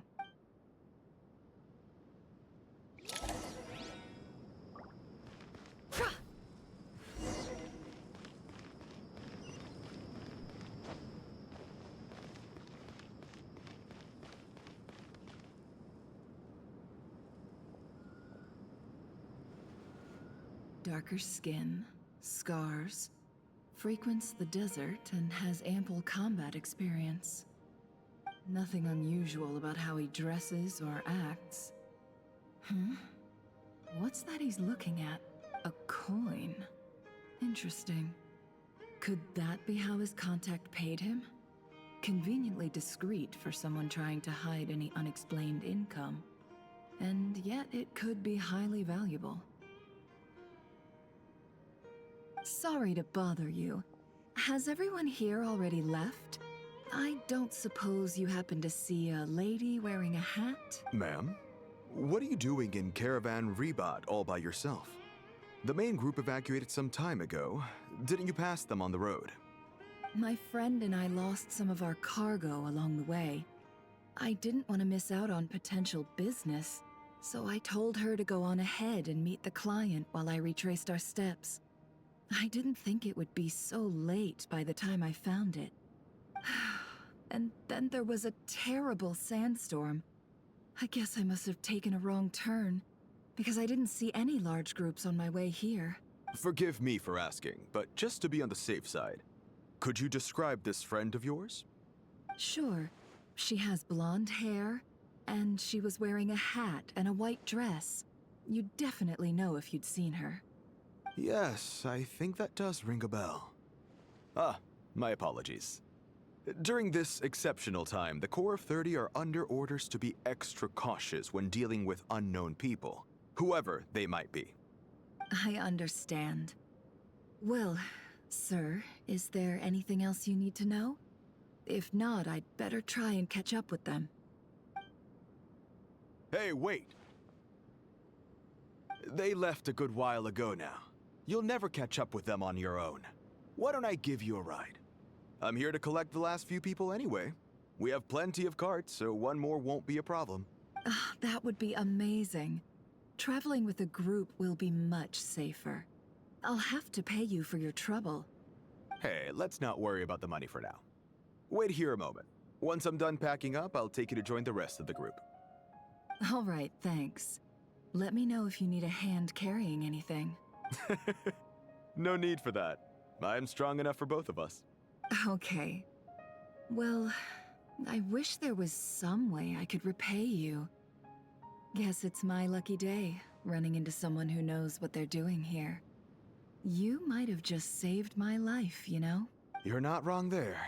I mean, what kind of cargo is so important that it's worth risking your life to get back? I hope for your sake that it's priceless. Actually, I suppose I can tell you, since you've been such a big help.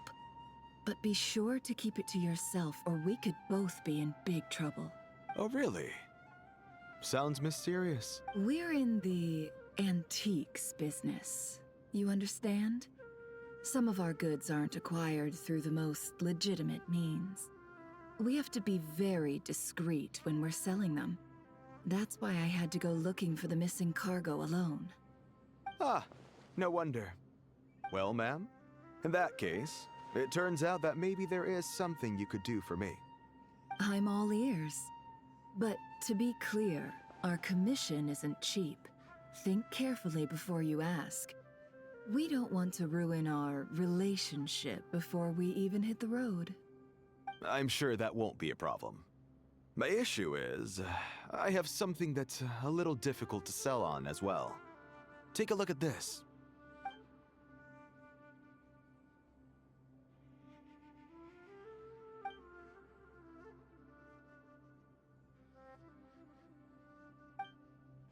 Pure gold. That's quite something. How'd you come across it? Dig it out of some ancient tomb?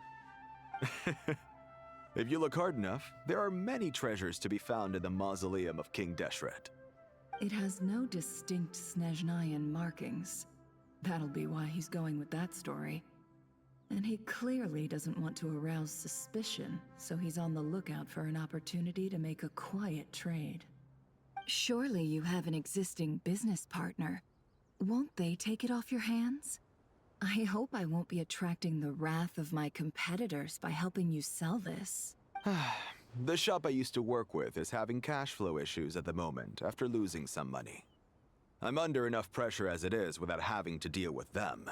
On the off chance anything went wrong, I'd never get my money back. I understand. Gold is the last thing that traders with cash flow problems want to see. Well, in that case, I think we can work something out. As it happens, I'm just about done packing. Shall we make a move? Sure. Let's walk and talk. This evacuation was a huge operation. They needed a few people to stay behind and tie up loose ends. And I ended up being one of them. You're lucky you ran into us in time. I certainly am. I don't know how this happened. One thing led to another, and look how it ended up. I just hope our client doesn't get spooked and cancel their order. Fingers crossed. But either way, life goes on, and we all have to make a living somehow.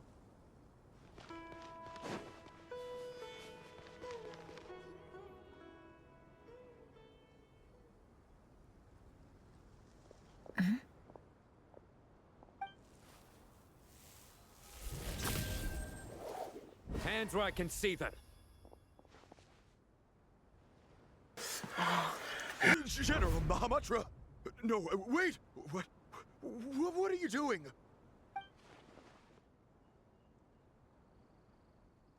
This is the coin? Good. Sadly, you won't have the chance to spend it. Nicely done.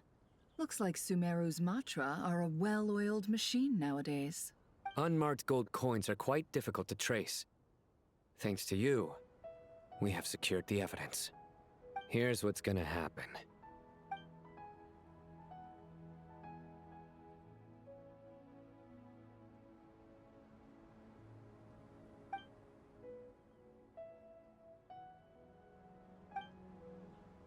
Southeast from here, leeward side of the hill. That's where he's meeting his contact. Great work. Candace tells me your interrogation skills are highly effective. Hers are quickly catching up. She's improved a lot in recent years.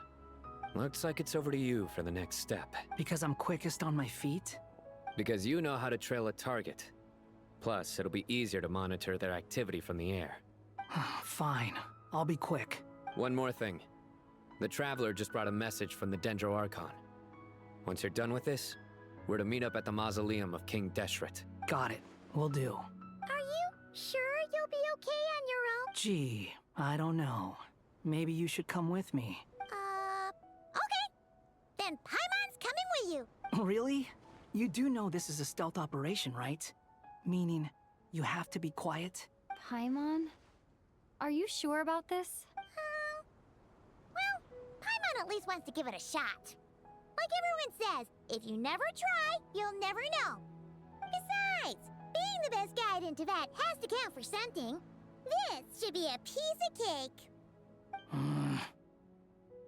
Fine. Join me if you want. But be warned. If anything goes wrong, I'll have to gag you and shove you into a bush. No need! Paimon will be super careful. Promise! Good. Then what are we waiting for? Let's go. Ah! Coming! Coming!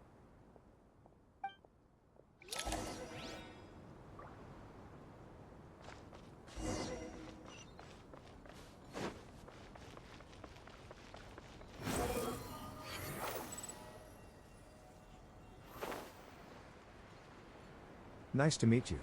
I'm Huey.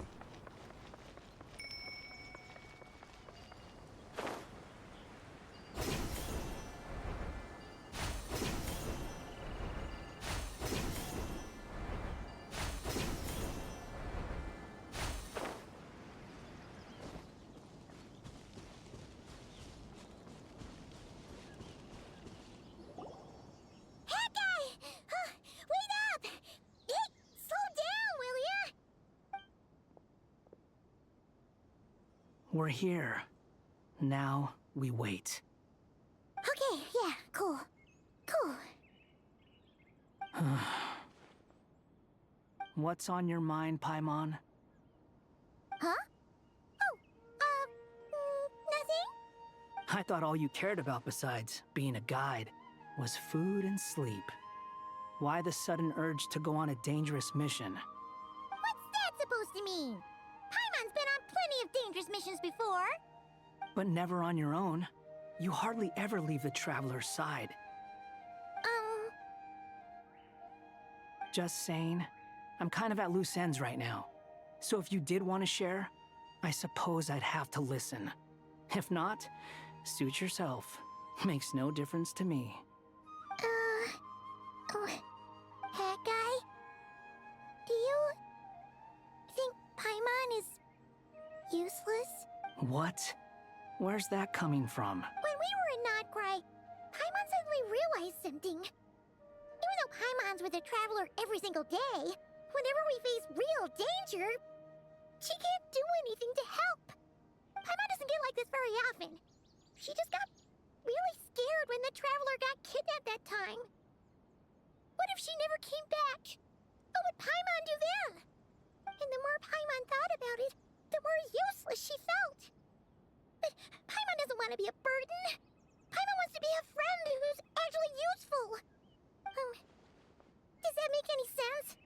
You know, that feeling of just being completely useless and... Paimon probably sounds so ridiculous right now. You asked the right person. Boy, do I know that feeling. Oh, hat guy. I'm not gonna try and encourage you. What I will say is this. When you start doubting yourself, you have two choices. Give up or change. You have to make the decision to move forward. Otherwise, no amount of consultation from other people is gonna help you. So ask yourself, what do you want? To get stronger? To learn more? Whatever it is, go do it. You won't have any regrets if you can at least say that you tried. All right. Something's not right. Shouldn't they be here by now? Paimon, is it just me? Or is it a little too quiet around here? Should Paimon take a look? We'll give it another hour. If nothing happens, we head back. Okay.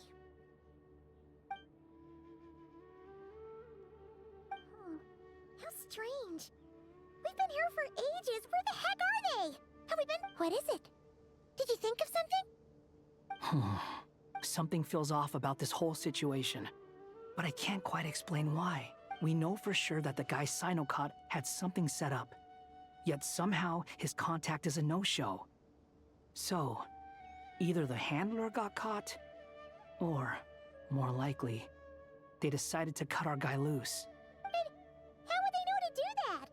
Wouldn't they at least send someone here to check things out? That's the problem. They couldn't possibly know what's happening here. Unless... This feels all too familiar. Come on, let's head back.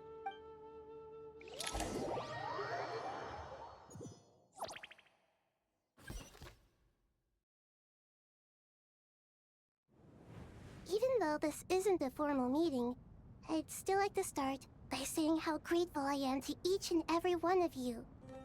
Thank you all for coming here and standing by our side. Shesipank and Bennu are currently assisting the scholars with the maintenance of Aru. Please forgive their absence. As for Hermanubis, may he rest in peace. We remember him with great fondness. There have been times when I imagined what it might be like to meet you all. Now that it's really happening, I feel quite emotional. Time has taken many things away, but that which remains is all the more resilient. I must say, there is one thing that rather surprises me. You appear to be in good spirits, Lesser Lord Kusanali. But even so, I can sense that the life force given to you by the Dendral Dragon has far from fully resolved the problem of your vitality. Oh no! So even a Pep's power didn't work? Don't worry, Paimon. It worked very well indeed. The issue is how closely I am tied to Irminsul. Until the problem with VII is resolved, there is no way I can fully recover. Sumeru has undergone tremendous changes during your absence. When gods pass away, inevitably, people's faith in them grows weaker. You must have sensed it already. Your power is not what it once was. Regrettably, this is true. I too have grown weaker due to the effects of Irminsul. Right now, we're all in quite a sorry state. Then what do you suggest? We take all the help we can get. Sumeru is our shared home. You and I, gods and humans alike. We must unite all our strength in this moment. Though Al-Ahmar is no longer with us, the alliance between the three gods remains in force. Regardless, as subjects of our king, we have a responsibility to support Sumeru through this catastrophe. Not to mention that it was the people of Sumeru who released us from this prison of Aru. Times have changed, and the people of today possess greater wisdom than those of the past. You really know how to give a rousing speech, Koti. Now then, let us learn more about your plan. The brightest minds of the Sumeru Academia are busy opening and renovating Aru. They claim it has something to do with Irminsul? Correct. Irminsul has existed in Tevat since the very beginning. But during the Age of the Dragons, it did not possess the significance it holds today. After the heavenly principles arrived, the power of the Light Realm was divided into elemental energy, and Irminsul was refashioned as a device that records and preserves all information. Since then, everything in this world has been inextricably linked to it. As the Dendro Archon, I have a duty to protect Irminsul. To Sumeru, it is both a national treasure and undeniably a major threat. Tevat has seen many upheavals in the last few years. The most recent of these was a major crisis in Notcry, which forced Sumeru to be even more vigilant than usual. I made sure to monitor all the pathways through which an outsider could potentially transmit themselves into Irminsul. But despite my efforts, a major problem still arose within. I still believe that someone has actively invaded Irminsul. But rather than taking any of the pathways I referred to, the intruder chose instead to utilize the most direct route. And the only one that cannot be protected against by entering Irminsul through death. I see what you mean. You cannot simply stop all deceased souls from returning to the ley lines because of a potential invasion that could occur at any time. That's right. As important as it is to guard against external threats, I couldn't allow myself to stop the souls of the departed from finding peace. Please, understand how difficult this predicament was for the Dendro Archon. Defense has never been an easy task. After Irminsul was invaded, my authority was quickly restricted. Soon after that, the tree began denying access to any connections. I'm sure you feel responsible, but you are not to blame. No one can predict every possible disaster.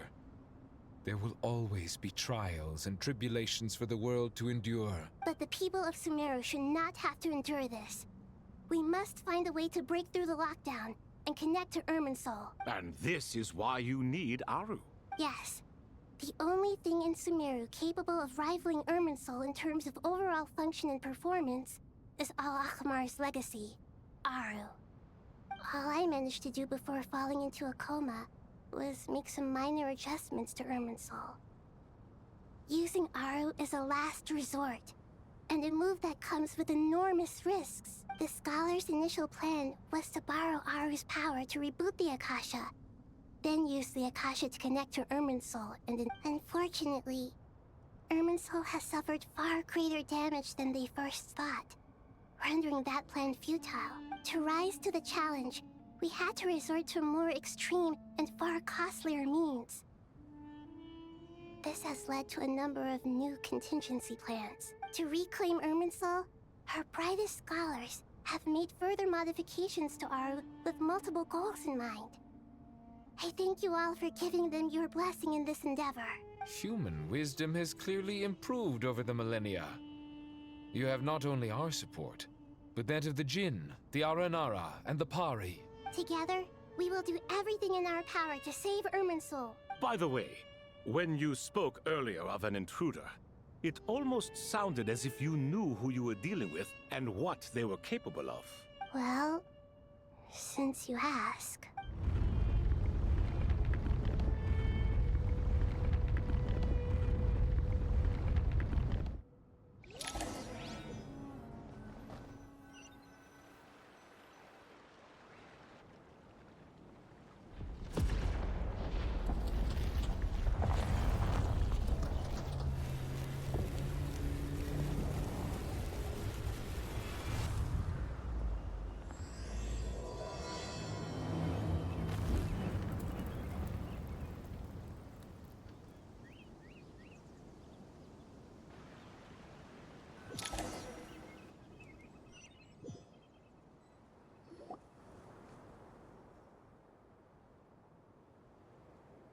Master Tainari!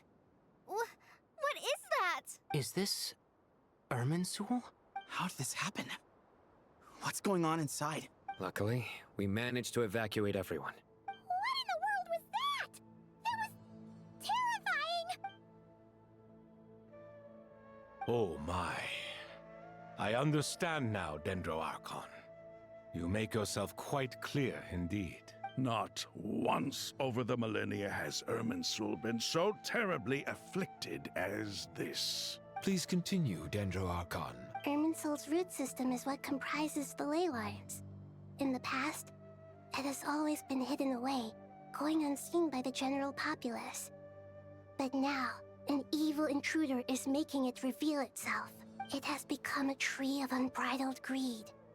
A clear sign that a deranged experiment has advanced to a new stage. Blasphemy. From where I stand, an experiment in the name of blasphemy sounds rather improper. But if we are to honor Dottores' will, this is what we must do. The birth of this tree proves to me beyond doubt that this incident is connected to him. But to explain the situation in full, there is someone I need to tell you about.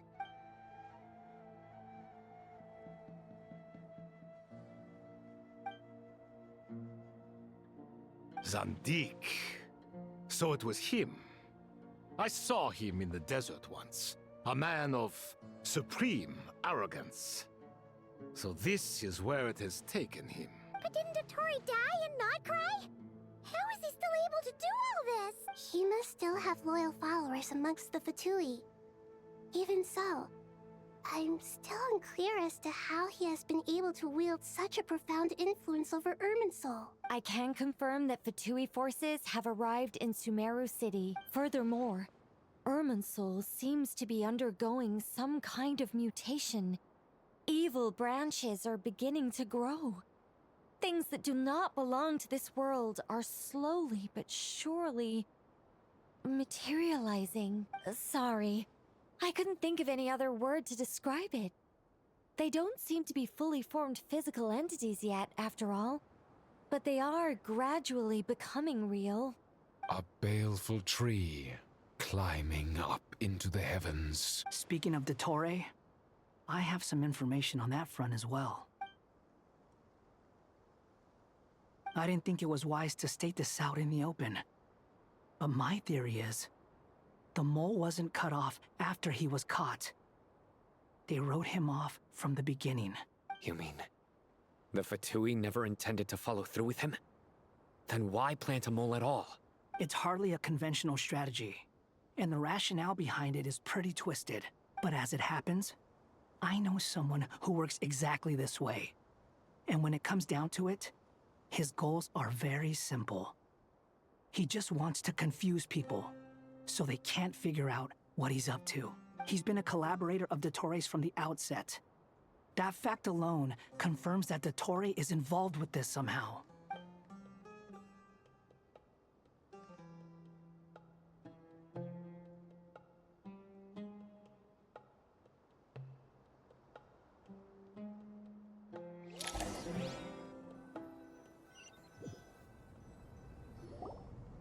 There is still much to be done. Everyone, please remember our core strategy.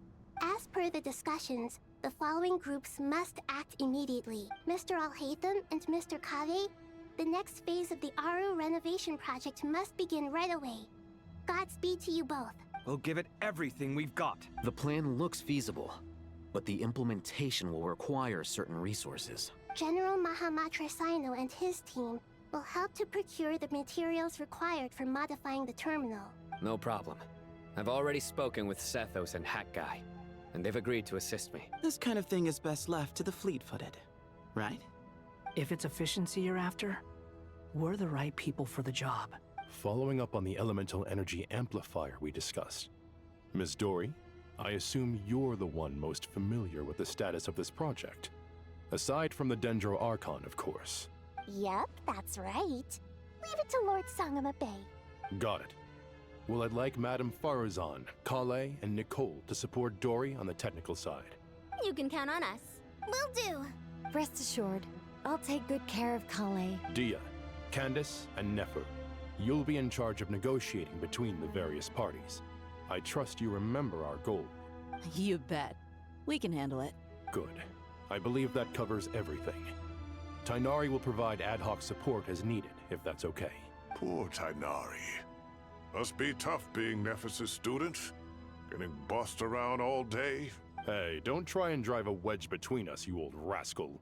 All it says to me is that Master Nephis has faith in everyone's abilities. While I'm nominally here as backup, I doubt there will be many situations where my help is needed. Exactly. Finally, Traveler, you and I will head to the border between Sumeru and Natlan. Once that task is complete, I'll be asking some of you to accompany me to the Eternal Oasis. The Eternal Oasis? I thought that was just a legend.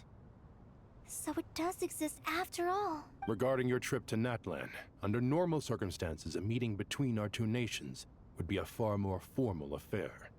Unfortunately, Sumeru is all but completely cut off from the outside world at present. So regretfully, we won't be able to give the Pyro Archon Mawika the grand reception that she deserves. My apologies for the inconvenience. No point putting too much pressure on yourselves. That goes for everyone. Right. Especially you, Dendro Archon. I'm sure you're still feeling quite weak. Don't worry about me. The Dendro Dragon's life force will sustain me. Plus, we'll be there every step of the way. Nahida will be just fine. Yes.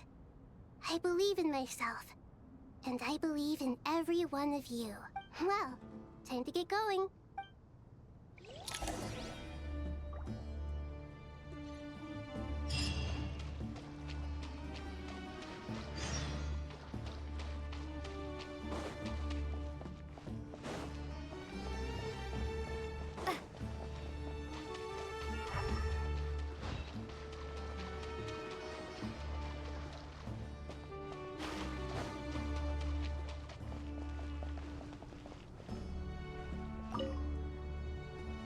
To what extent we can implement the final plan depends on how successfully the Akasha can be modified and configured.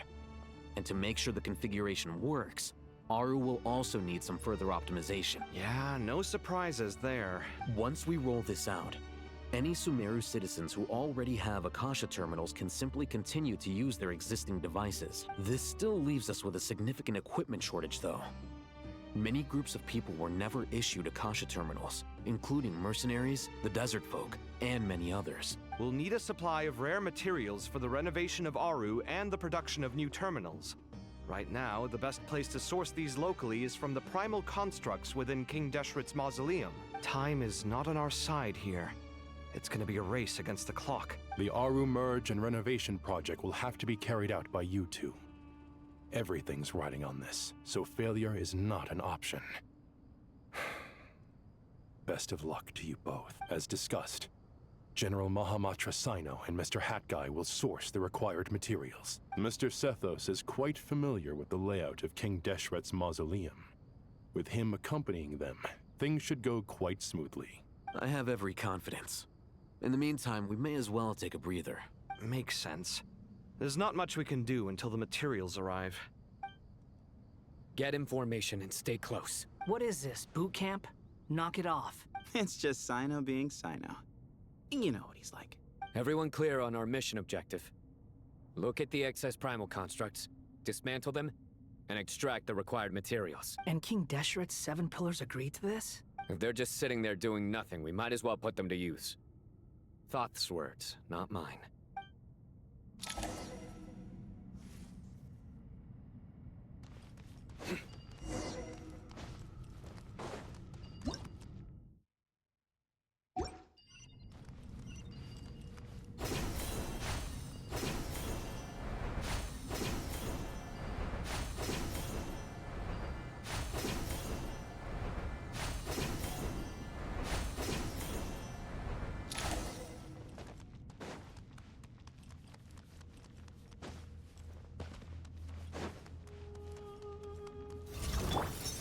Into space.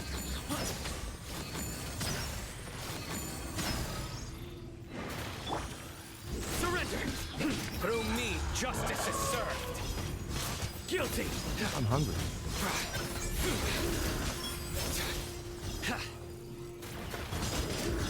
Your penance is due!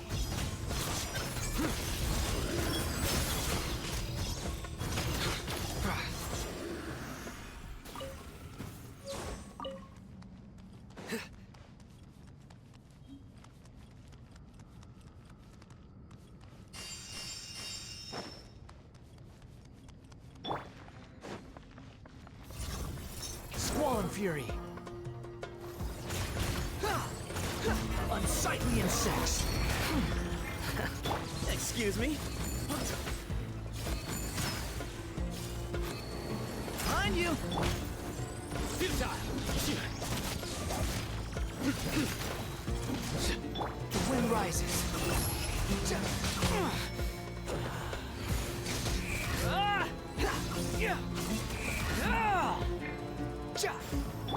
Nowhere to run! Judgment is upon you!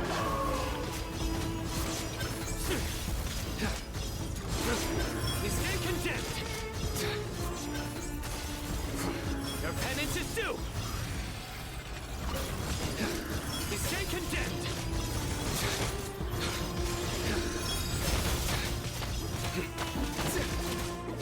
Surrender!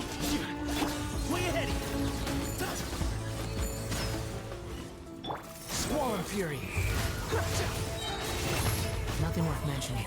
You dare to gaze up? These devices should still be usable even though they're broken down. Let's take them back for the others to review.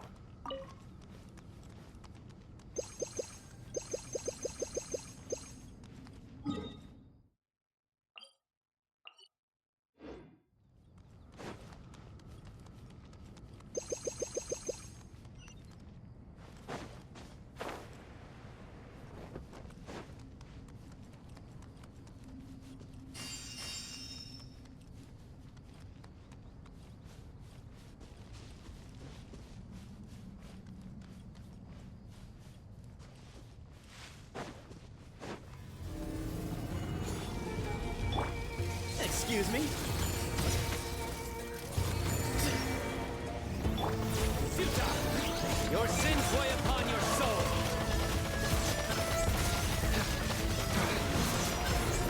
Guilty!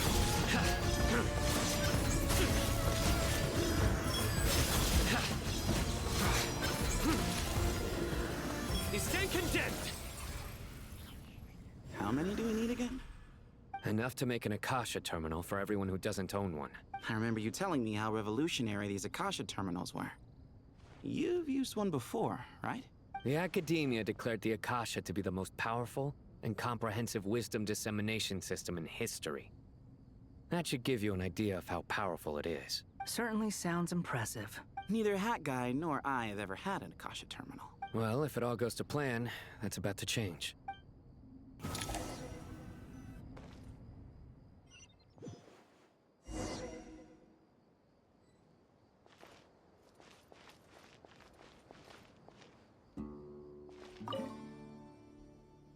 Oh, goody! Thank you so much for handling the delivery. What a long way it was.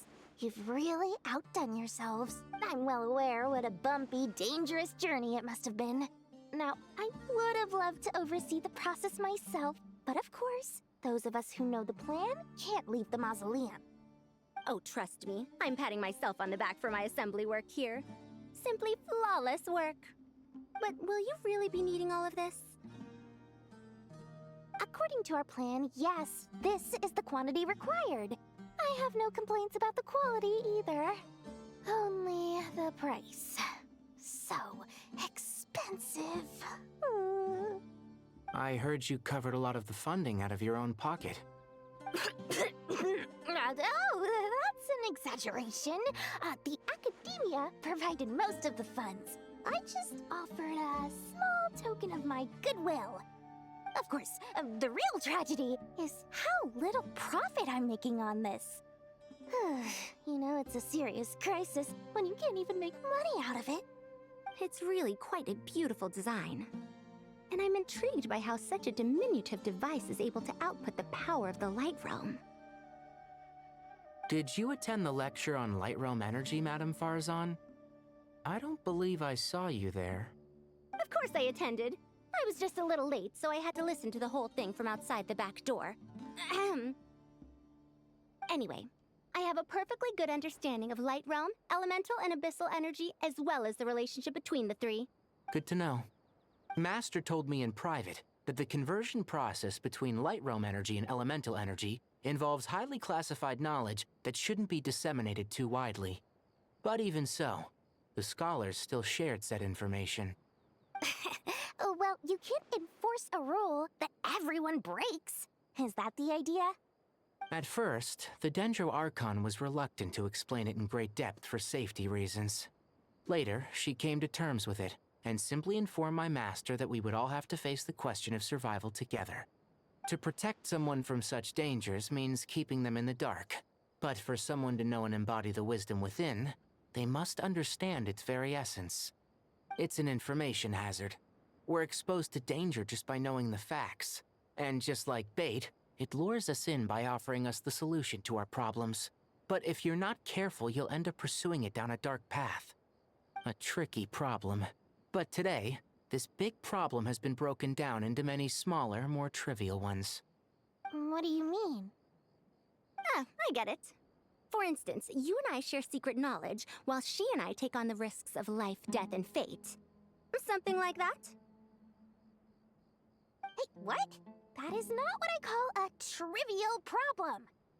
Well, as they often say in Vahumana, an event that is monumental to the individual is negligible in the grand scheme of history. Generally, the fate of the individual is an insignificant affair. Being from Amorta, where the subject of our research tends to be a lot more personal, I have to disagree. It's hard to dismiss the individual as insignificant. In other words, the big problem of survival has been broken down into many small, interconnected factors, and each one of us represents one of those factors. When the same secret is shared with a group of people, the same fate binds them together. Most people would find this unimaginable, but to us scholars, this is the path that has always beckoned to us. Sharing knowledge is a good way to fight against fate. I will always believe in that. All right, I think that's everything. Thanks a lot. But don't go anywhere just yet. I'll still be needing you to calibrate the equipment.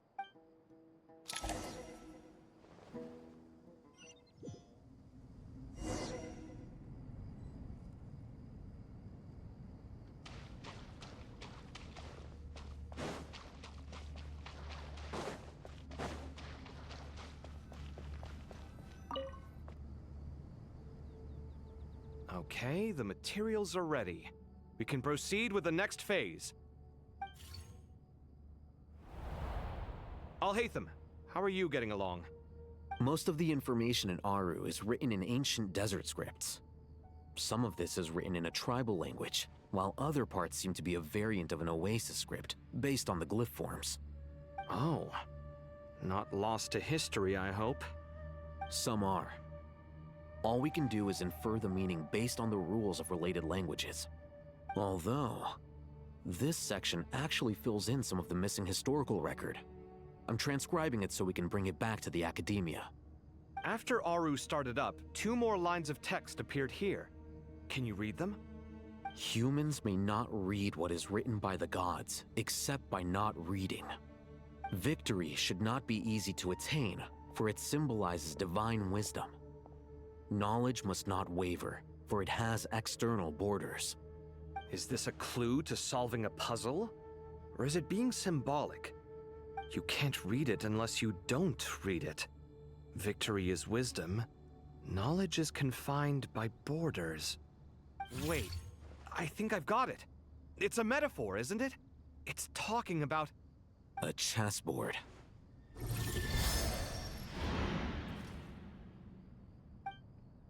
You were right. The youth of today are skilled at solving riddles. Have the secrets buried in the desert not been unearthed over the years all the same? Since Aru is a place reachable through wisdom, this day was bound to come sooner or later. Oh, I've always been against overly cryptic sentences. Don't you get tired of reading and writing all that?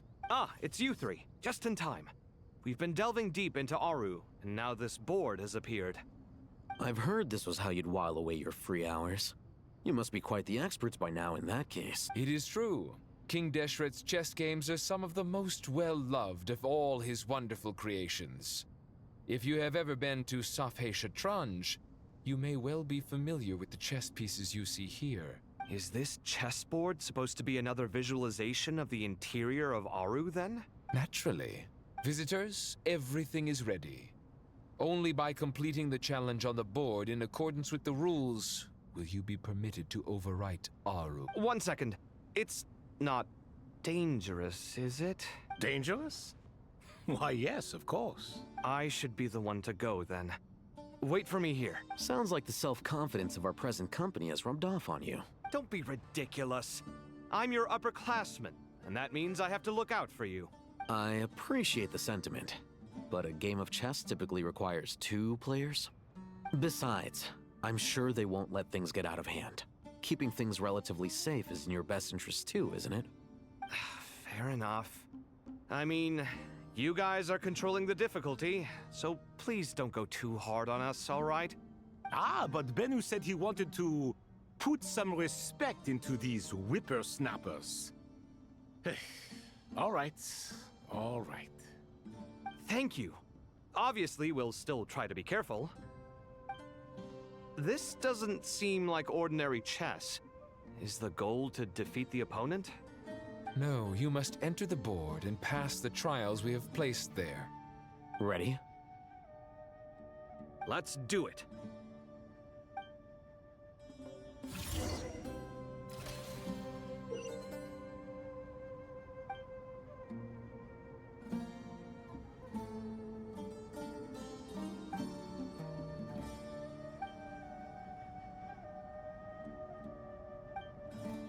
The first trial is posed by me. I don't think this is gonna stop us. Ah, but the key to this game lies in working together. Otherwise, you will be deemed to have broken the rules. Looks like it's up to me. Marak, can you open it? King Deshret's favorite primal construct. Living on in suitcase form, of all things. Amusing. Ho ho! Excellent work.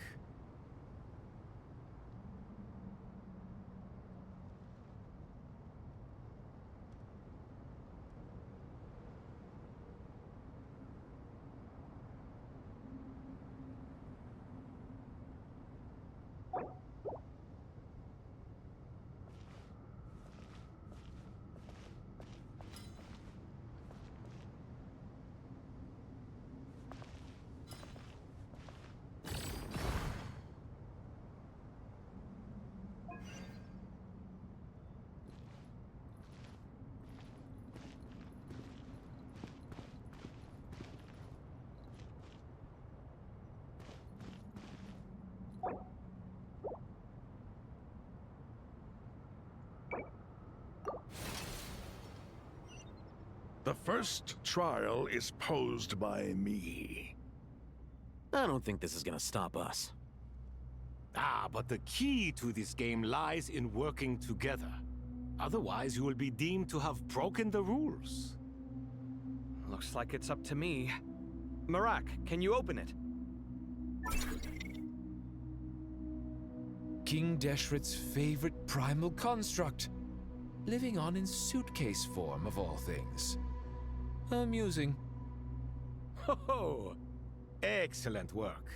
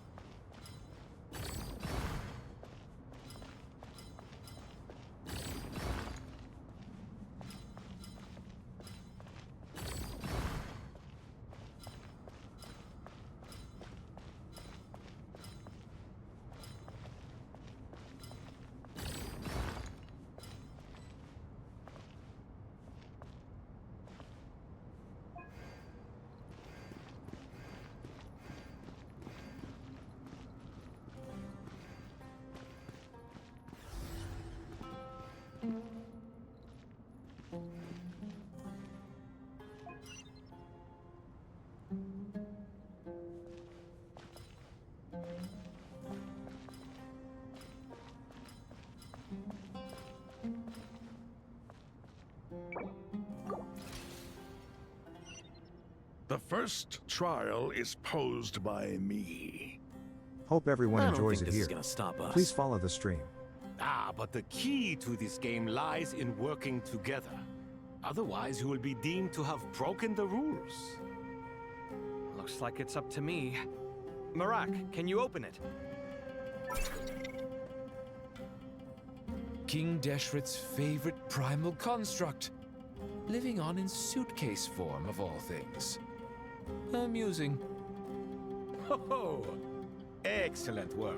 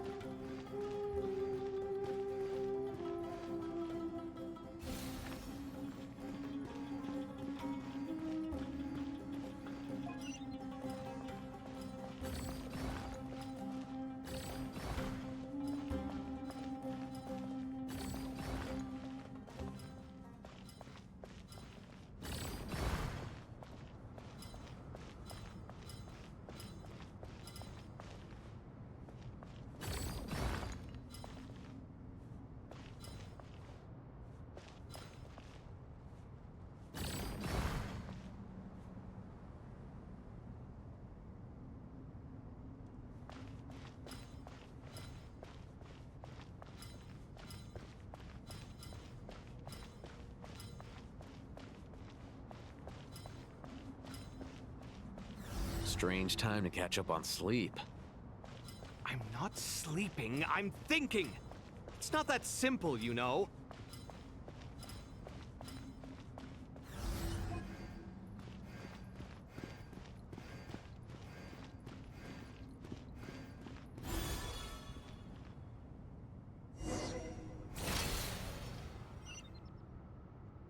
Now is the time for my trial. Now, don't be nervous. I'll make it nice and easy for you. Really? Thanks in advance. We appreciate it.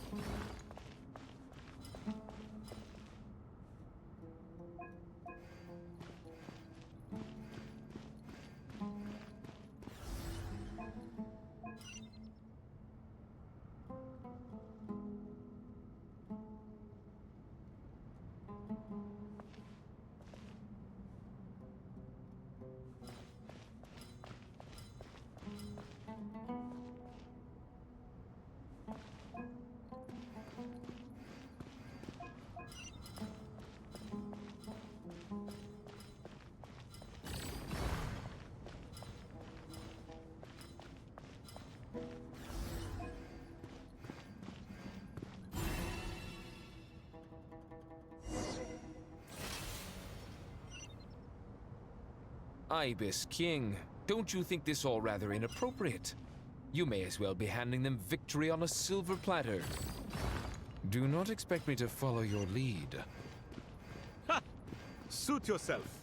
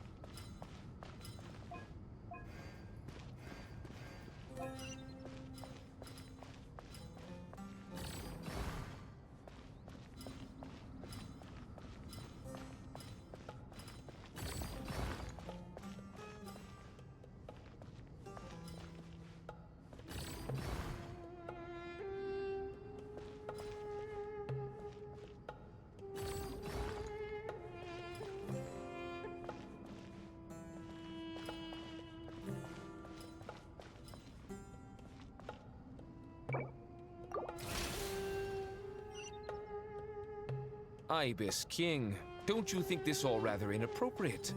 You may as well be handing them victory on a silver platter. Do not expect me to follow your lead. Ha! Suit yourself.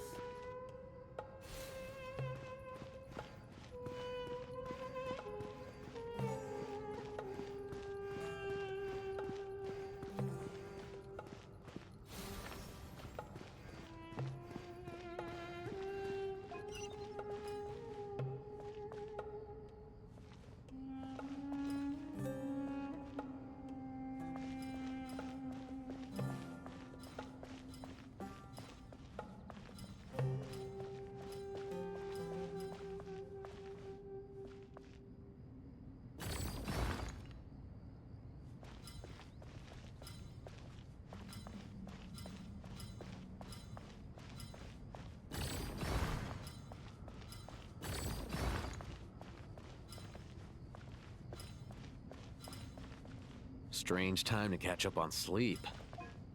I'm not sleeping, I'm thinking! It's not that simple, you know.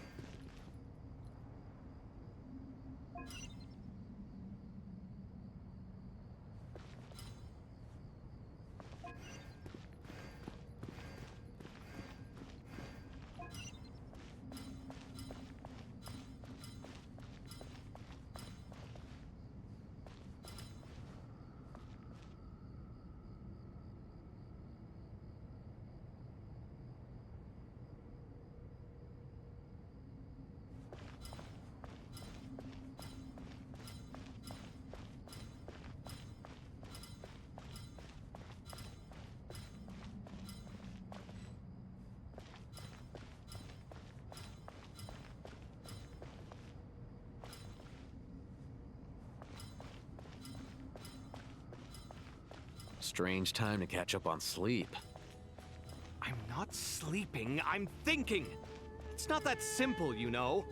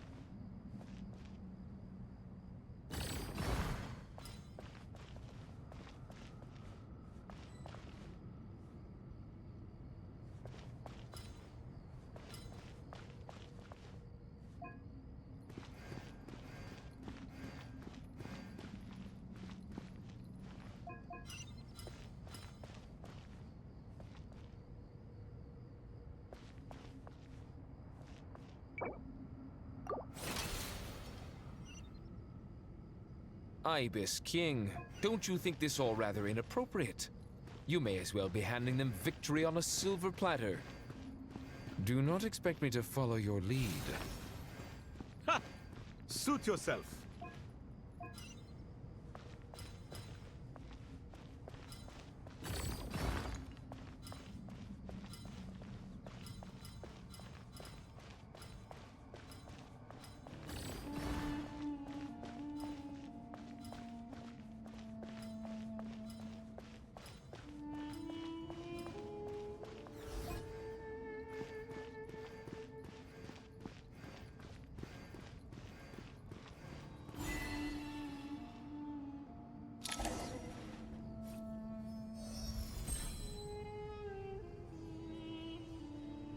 Done.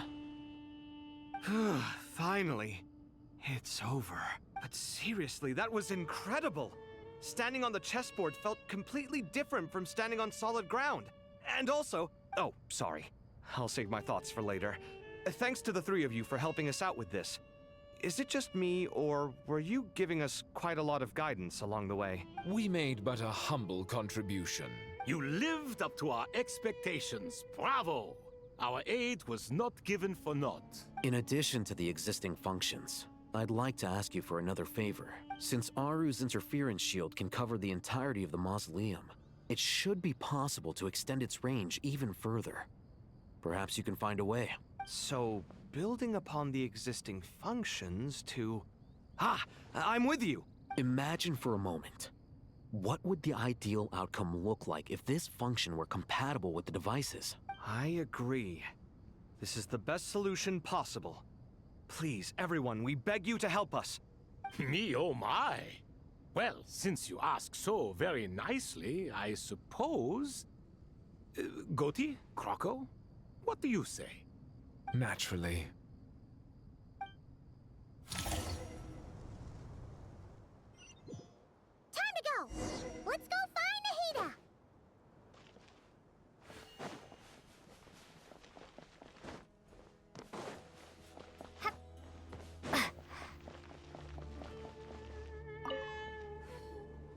There you are. Miss Nicole truly is an angel. She shows great wisdom in guiding others, and she has already sent word to Natlan on our behalf. She said that while the other members of the Hexen Circle are busy with important work, she is quite free, and she's more than willing to accompany the people of Sumeru for the entire journey. Oh, yes, Nicole, all right. Always super patient and loves to help everyone out. She's the best. She is. So kind and enthusiastic. Well, time for us to get going. Let's head out.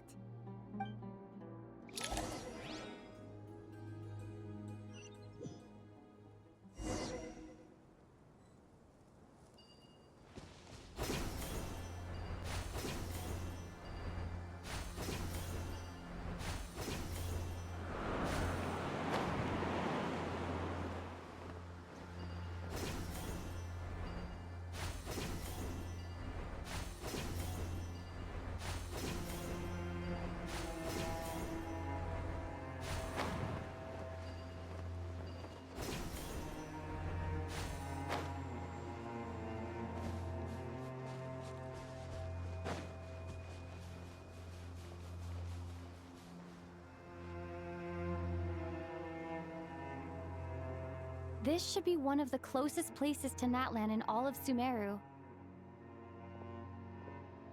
There's the barrier Nicole and Nefer mentioned. It completely cuts this nation off from the others. But why?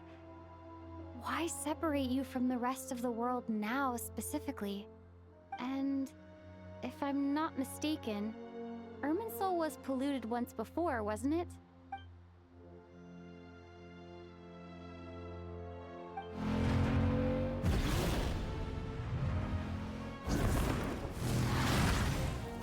Good question. I'm wondering the same thing myself. That voice.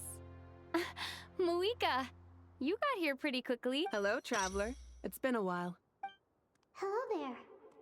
Hello, Dendro Archon. Moika, I apologize for asking you to meet at the border on such short notice. I also apologize for not being able to greet you in person. The form in which you see me now is one carried by the Traveler. The real me is inside the mausoleum of King Deshret, and I am reaching out to you with my mind from here. Irminsul has been infiltrated by the Doctor. We must be on our guard, as he can spy on information in the world from within the tree. Fortunately, there is no record of the Traveler in Irminsul, and you are still within Natlan's borders. My records will be preserved in the Night Kingdom, rather than the ley lines. As long as the Night Kingdom remains disconnected from the ley line cycle, the Doctor has no way of knowing my movements. Exactly. So by meeting each other in this way, the meeting essentially never happened. No wonder Paimon didn't come. You were concerned that her activity would be recorded by Irminsul. The Natlanese have heard about the situation in Sumeru. With the borders sealed off, merchants have been forced to stop their shipments. It's pretty serious, and you're the ones bearing the brunt of it. I'd like to address the question you raised at the beginning. I can offer a brief explanation, although it will sound rather cruel. I don't reach this conclusion gladly, but Irminsul predates the heavenly principles.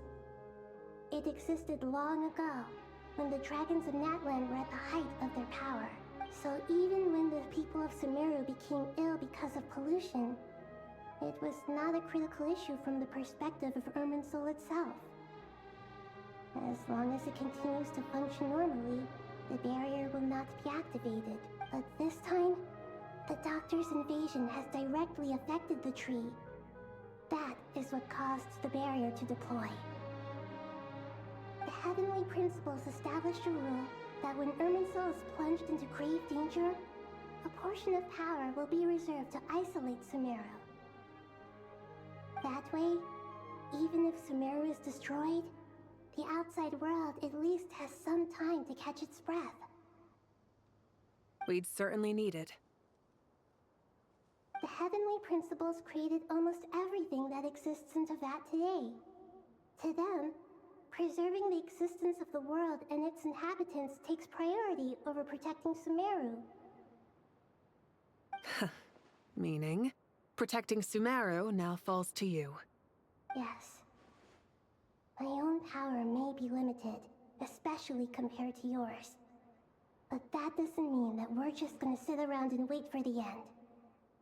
If necessary, I will utilize any and every means at my disposal. Nicole of the Hexen Circle didn't say exactly what this meeting was about. But after hearing everything you've said so far, I think I can guess where this is going. That's right. Nahida and I discussed it at length. We both know how presumptuous this is, but... You need the Pyronosis, don't you? Yes, you guessed correctly.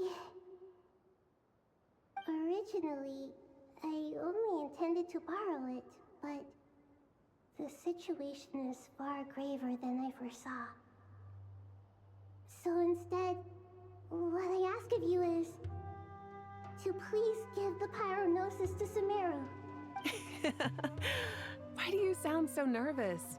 There's no need to be shy. Surely a Gnosis is pretty important to a god. I guess, but it's not as if losing it would suddenly render us powerless. But I'm sure you don't need me to tell you that. With all the nations you've traveled to, and all the gods you've met, you must have realized that by now. As far as I'm concerned, a Gnosis is basically an elemental energy enhancer. But I don't usually use it.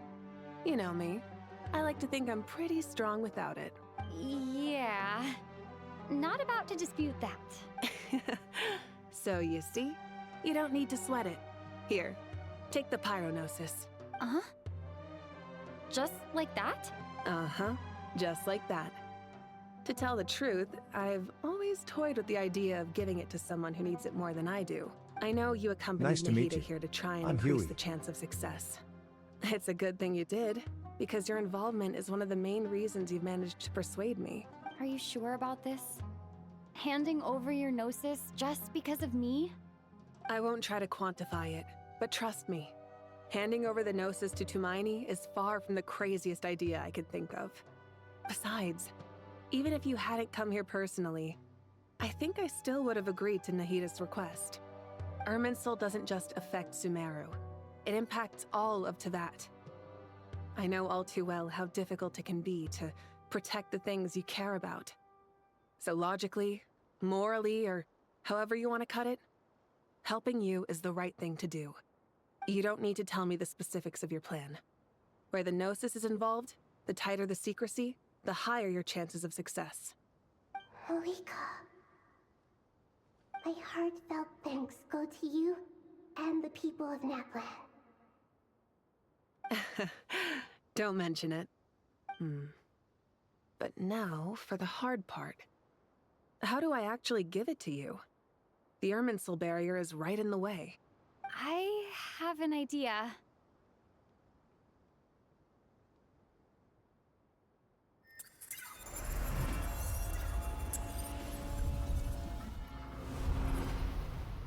Just as I thought. Incredible. What did you do? Just made a lucky guess. This seems to happen quite a lot. Things that apply to everyone else don't seem to apply to me. I figured the same might be true here. Irminsul usually produces effects based on the records it holds. Since the Traveler is a descender, Irminsul contains no records of her, and thus has no way to impede her. Is that right? You really are full of surprises. Catch. Whoa! Thank you, Moika. Thank you for trusting us with something so important. All right. No need to get so formal. It's not like we're strangers. Besides, there's still one problem. You might be able to pass through the barrier, but I don't know about the Gnosis. Any other surprises for us, Traveler? Let me try something. I have the Pyrognosis in my hand. It feels strangely ordinary. Not particularly heavy. And yet, this tiny thing symbolizes the mighty authority of a god. I need to think hard about my memories of Pyro. My memories of journeying through Natlan. All those important experiences I've had. The Gnosis disappeared. Traveler, are you alright? I'm fine. The Pyrognosis disappeared into my body, just like phlogiston. Maybe it resonates with you because you've mastered the power of phlogiston. You might not be recorded in the ley lines, but you're still our Tumini. Whew.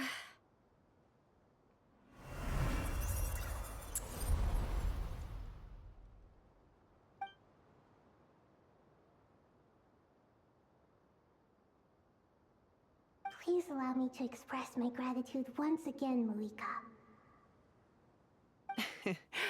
Pleasure. Well, I've given you all the help I can. The rest is up to you. Good luck. We won't let you down. Yeah, we aren't about to lose.